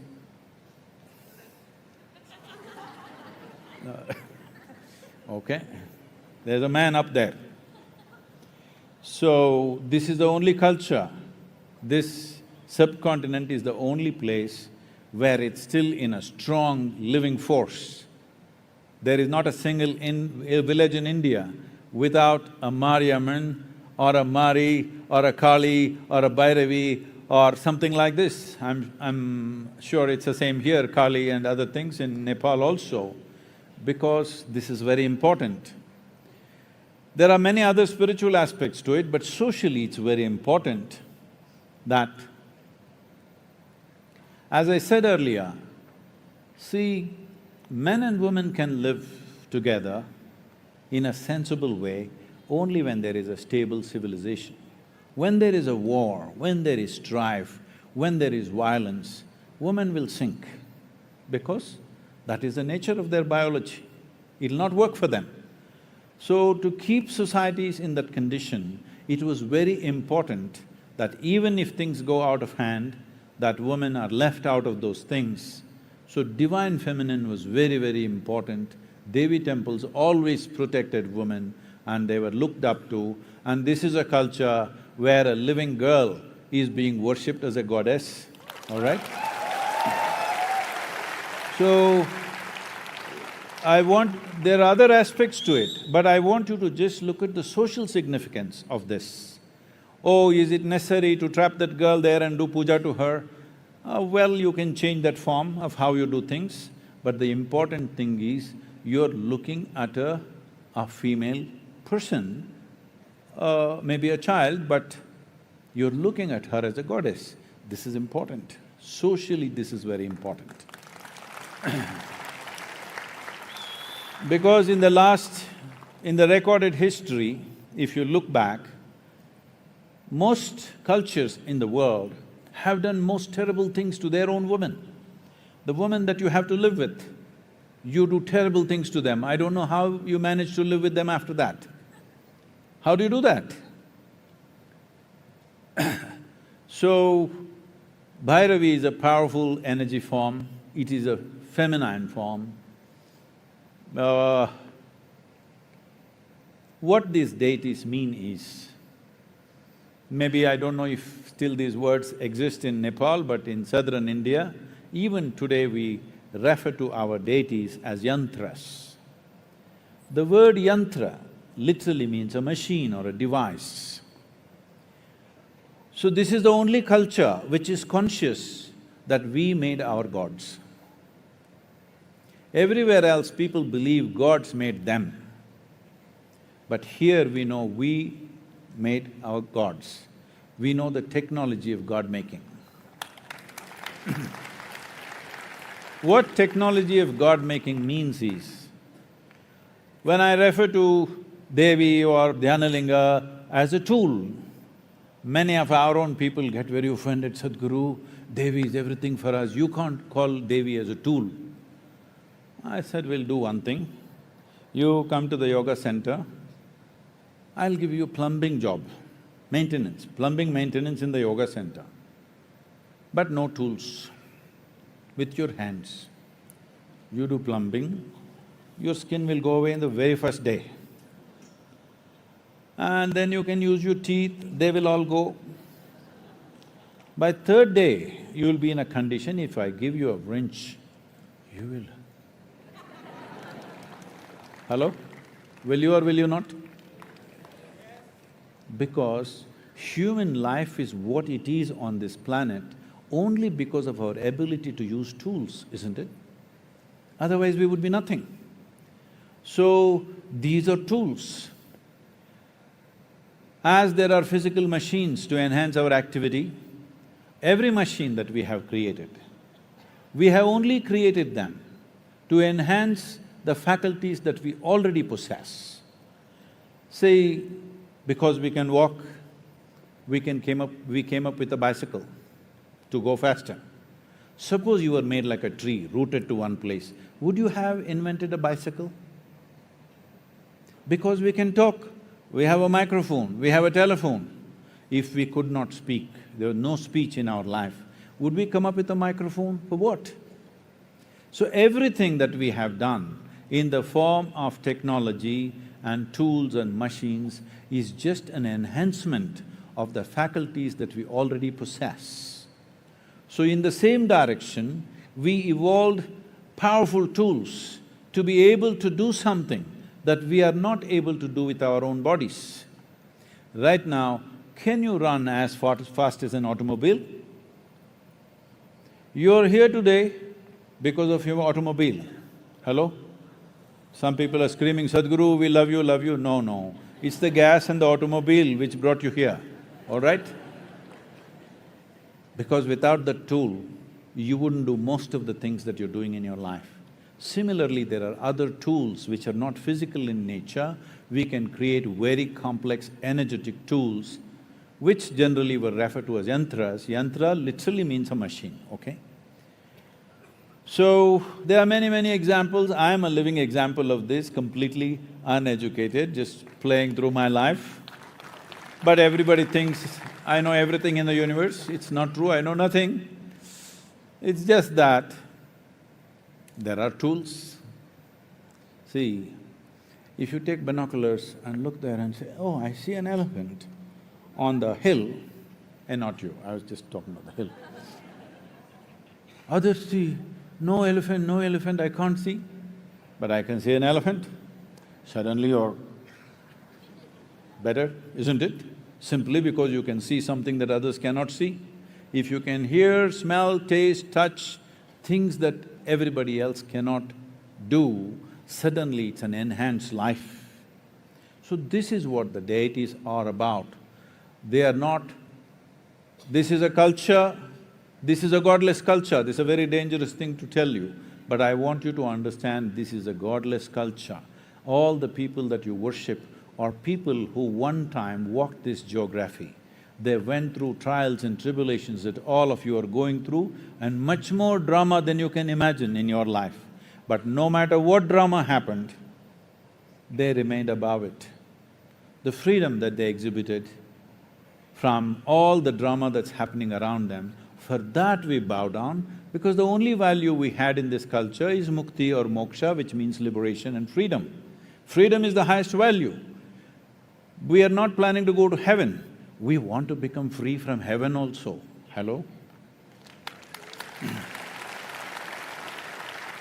That is the basis of this culture.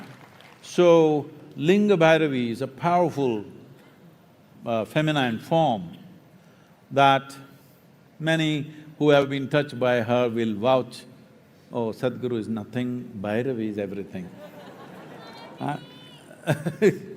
So, I'm glad it's like that, because if you create something which is larger than yourself, that is the best thing you can do. And because these are… See, a human being can't just fly off like this. Somebody builds an airplane, suddenly you think now to buy a ticket and go, you're not understanding the whole thing. You don't know what it takes to make an aluminum can to fly. Hello? It's just an aluminum can. But it flies and takes you from nation to nation all over the world. So that's not a small thing. Only because that device is built, suddenly such a thing is possible, isn't it? Similarly this, but there have been many examples who have touched profound layers of knowing, profound sense of knowledge, profound and incredible capabilities in their life, simply because they found an energetic tool like this. One great example that everybody knows about today is Ramanujam. You heard of Ramanujam, the mathematician? So, he comes from Tamil Nadu and just barely educated, and he became famous because he went to England. You have to get endorsement from there, otherwise they would have burnt his books probably. So he sat down and started pouring out mathematics, simply. Math started pouring out of him. Even he could not explain some of the things, but nobody could find fault with it because it was all progressing the way it should. What he created in 1910, that is a little over a century ago, the formulas that he wrote, today they are saying they are describing the structure of the black holes, they're defining the black holes. The way science progresses normally is first a concept, then a theory, then a law, then mathematics. But here, in 1910, there was no concept of a black hole, but he created mathematics for a black hole. Still there is a lot, books and books of Ramanujan's mathematics that nobody has figured out what it is trying to say. When they asked him, he suffered from tuberculosis when he was in London because of the horrible treatment that he got there, and he was sitting literally on his deathbed and simply pouring out mathematics. They asked him, where does this come from? From where are you writing all this? He said, my Devi bleeds mathematics. So if you find access to certain dimensions of… I don't have to say this much, in Nepal, still it's a devout society, still strongly, but you must understand the value of this culture is not absolutism. The value of this culture is seeking. We are not ever… there are no commandments in this culture. It is a constant seeking, constant debate about everything. Even if so-called divine entities came down, all they got was a debate from us. They could not give us a commandment. When Shiva Adiyogi, Shiva was here, his wife freaked him with 1,000 questions. When Krishna spoke to Arjuna, the only person who was so close to him, that guy asked hundreds of questions. Hello? So in this culture, there are no commandments because there is no absolutism. There is no such thing as this. Okay, this is a man, this is a woman, that is a god, this is a devil, there is no such thing. You can grow into your divine nature. That is what this culture is about.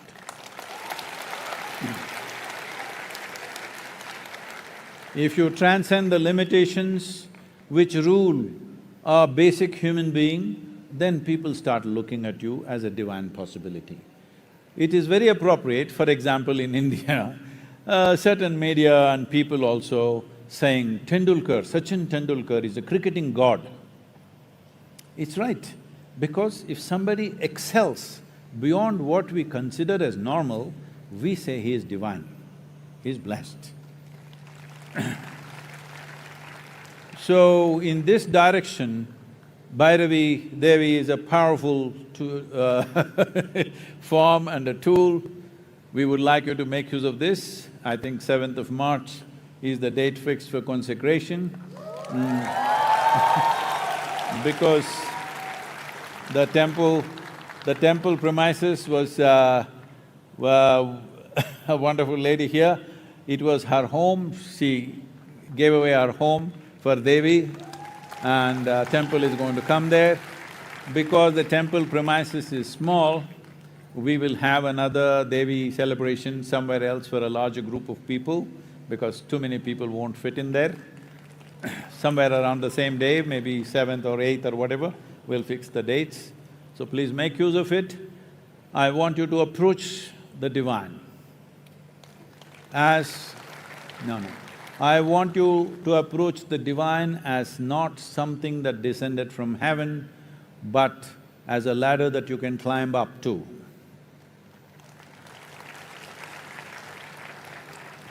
It's a higher possibility of who you are. Please.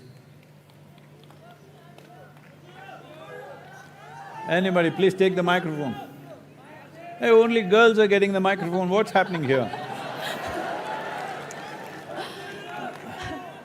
I think I spoke too much about the divine feminine.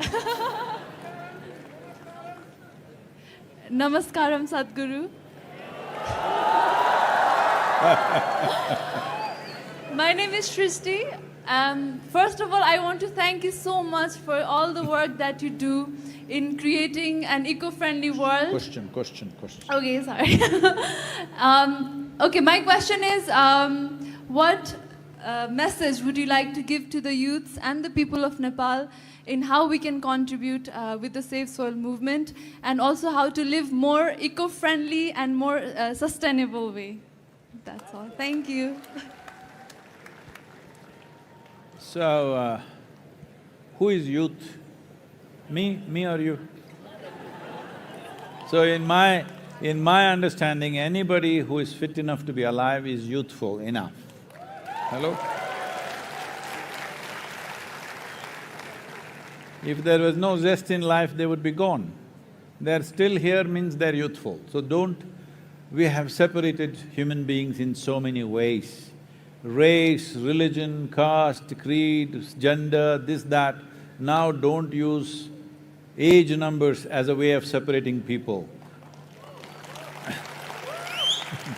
Because are you Generation Z or something? No, you're not Z. Okay, that's good. Because whenever people say Gen Z, I get scared because that sounds like the last generation on the planet. Don't be Gen Z, let's start AB something, huh? Or let's start a number is limitless. Gen Z is not a good name to take on. So what can we do? See, everybody would like to do some token thing. You would like to go and fix your kitchen garden. Very cute, but it's not a solution. You would like to compost your vegetable waste. How much vegetable waste? 500 grams per day. Very cute, but not a solution. So like this, many small things we can do. You please do those small things, I won't talk about it. But that's not a solution. Right now the solution that we want as quickly as possible is, we want this enshrined in the policies of the government. Why it should happen is, see right now if you go to the old part, I won't say, in any city, if you go to the old part of a city, homes will be built in such a way, there is no concept of a window, wall to wall, they've built homes. Why did such a thing happen? Because there were no laws as to how to build a home. Whichever way they could, every piece of land that they had, they built it up. Today if you want to build a home, there are some laws. If you have 10,000 square feet of land, you can't build 10,000 square feet. Something you can build, something you have to give way for others and space for you to breathe and your neighbor to breathe, all this. But if you own 100 acres of agricultural land, you can plow every inch of it. In 10, 15, 20 years, you can turn it into a desert. Nobody will ask you, why have you done this? Because there are no laws. We are asking for laws. If you own agricultural land, it's your business to keep it alive. If you want to keep it alive, minimum 3 to 6% organic content should be there. If you cannot keep it alive, you should not hold agricultural lands. So this cannot be done by force, it can only be done by incentives, by incentivizing the farmer to raise the organic content. Because farmer's economy is in such a condition, if you shake it, it'll collapse. Farmer's economy across the world is in this condition, if you touch it too hard, it will collapse. The highest number of suicides across the world among any given profession is among the farmers. So if this has to change, they need to be incentivized to raise this. So right now, you can do whatever little things you want to do, but don't make big fuss about you composting a little bit of vegetable waste or fixing your kitchen garden or you switched off the lights when you don't need it. All this is great, you do it, but it will not be a solution till there is a proper government policy to protect the agricultural lands on this planet. So right now the important thing is to keep your voice up.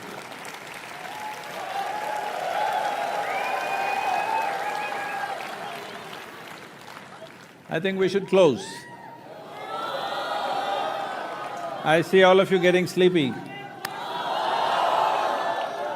Just one more question, we'll stop, okay? I get the boys to ask a question, gender parity. Namaskaram. Namaskaram, Sadhguru. Who is that? Namaskaram. It's me here. Yeah, please. First of all, it's my pleasure to be here, I'm very happy. My question is, sort of nervously a bit, sorry about that. So… girls, take the microphone. No. My question is, I mean, I'm a happy man in my life. I'm doing fine. But I want to know what it feels like being you because you're an enlightened master. And what's the way for us to get there? What's the way for us to get there? Is there any prescription that you could give us and we could try to, implement in our lives so that we can be like you? Within this hall, I'm not able to figure out which is south. Which is south here, this one? South is this way, huh? Really? I think it's here, probably somewhere here. Okay? Anyway, if you open your phone, fix the south, just keep walking till you hit Isha Yoga Center. Rest we will see.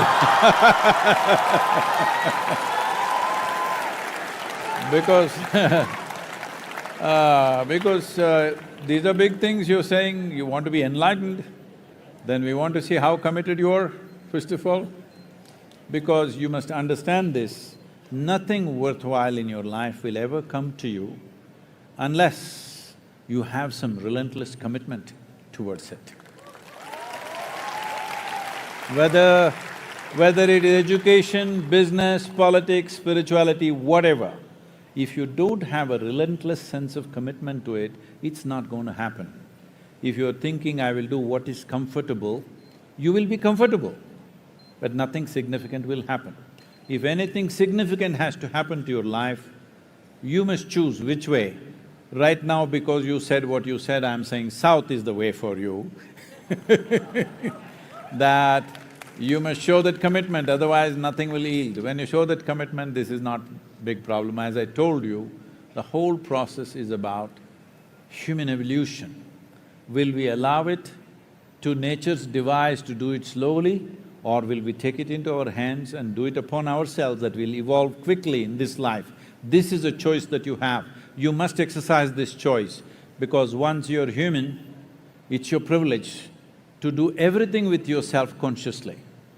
This is why Save Soil is also under the banner of Conscious Planet, because without conscious human beings, our very intelligence and capabilities have become a serious problem to the world. Right now, what human beings are suffering is just their own intelligence. If you take away half their brain, everybody will sit peacefully. Yes, what are they suffering? They call it stress, anxiety, this one, that one. It seems there are 72 different varieties of psychological ailments. I was talking to some top psychiatrists from United Kingdom, and they said there are 72 varieties. I said, really, 72 ways of going mad? How's this?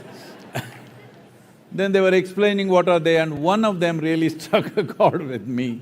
It seems one of the psychiatric problems is compulsive nose-picking. I don't think Nepalis can do very good job with nose-picking. You know, Indians have a little bigger thing to poke till a point where it's bleeding, they keep on picking, they can't stop it. So I'm saying, you can make anything into your problem in your life, or you can make everything a solution in your life. This is a choice that we have. So, whatever kind of suffering you're having, I want you to understand the basis of your suffering is you do not know how to hold your own intelligence. You're poking yourself all the time. If you had half the brain, if you had the brain of an earthworm, at least you would be eco-friendly. Now this big brain, we should be a solution for every life, but unfortunately we become a problem for every life, including our own. This is because your education systems are always talking about how to conquer the world. How to take charge of this one? There is nothing about it. There's simply nothing about it. If you don't take charge of your own faculties, if your own faculties start working against you, can you ever be well, I'm asking you? If your thought, your emotion… Let's look at it this way. Let's say suddenly these two fingers start poking your eyeballs. What to do? If you have a friend beside you, if you have somebody who cares for you, they will hold your hand and say, don't poke your eyeballs. But if it becomes uncontrollable, they will tie it with a rope to the chair in which you're sitting. If it still doesn't work, they'll take you to your doctor and do something else. Still doesn't work, they may have your hand amputated just to save you. Hello? But this is exactly what you're doing right now. The sharpness of your intelligence is what is poking you all the time. So, I'll ask you a simple question. Do you want your intelligence to be sharp or dull? See, if you have a sharp knife in your hand, you must know how to hold it. If you are like this, intestines will come out, hello? If you hold something very sharp in your hand, you must know how to hold it, isn't it? If you're not conscious, this knife becomes very dangerous. That's all that's happened to human beings. Your own intelligence has become a curse. Intelligence, is it a problem or is it the only solution we have? It is the only solution we have, but we turn the only solution into a problem because we are not conscious. Without creating a conscious human being, there is no conscious planet. Without creating a conscious planet, there is no solution for anything because we are capable of making everything into a problem. So let's create a conscious planet, let's make it happen. Thank you very much. There is a Save Soil anthem. Where is the anthem? Le le le le le le le. Le le le le le le le le. Le le le le le le le le. Le le le le le le le le. Le le le le le le le. Le le le le le le. This very body is soil. My body, your body, everybody is just soil body.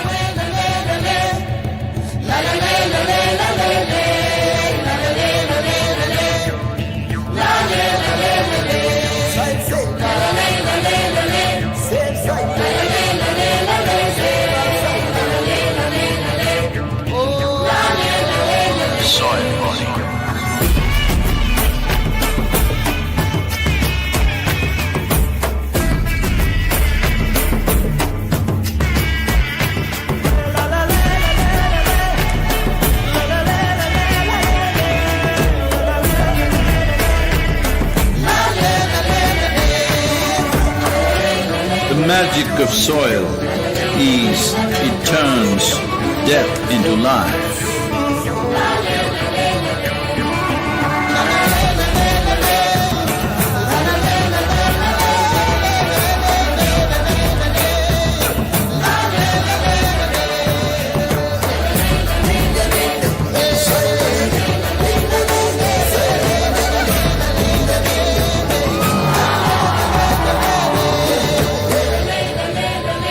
Depleted soils will not quench the fire of hunger.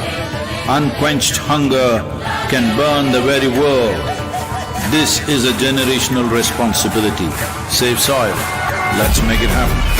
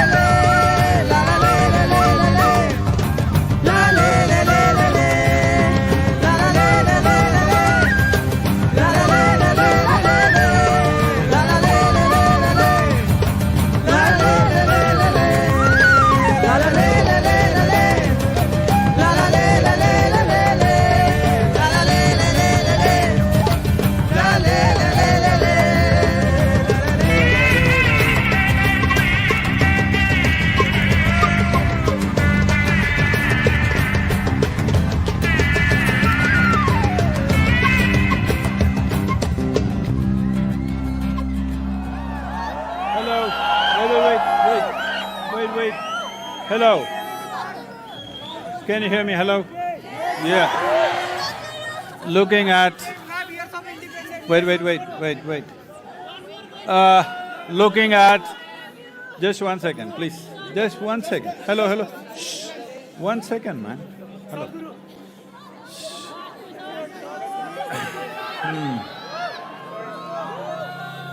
Hello, can you hear me?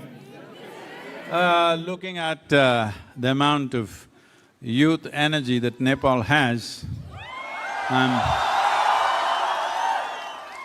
I'm just thinking if this… See, the best thing about the Asian nations right now is we have this demographic dividend of young people being majority of the population. But this is only an advantage if we have very focused, intense and disciplined youth. If they are not focused, not intense, not disciplined, they are doped down. I don't use the word doped up, they're doped down. Then they are a huge liability for a generation. So as a part of this, as I look at you, I'm just thinking, there was no plan. As I look at you, I'm thinking, if we bring physically Project Samskriti to Nepal, are you all there? It takes discipline and intensity to do this. So, all those who want to, I don't know what… there must have been some registration number, right? Use the same number and express your desire that if you are willing to spend either 1 month or 3 months or 6 months or 6 years or 12 years, what you are willing to spend for these disciplines to make it a part of your life. If you express that, we will see how to facilitate this, okay? Thank you very much.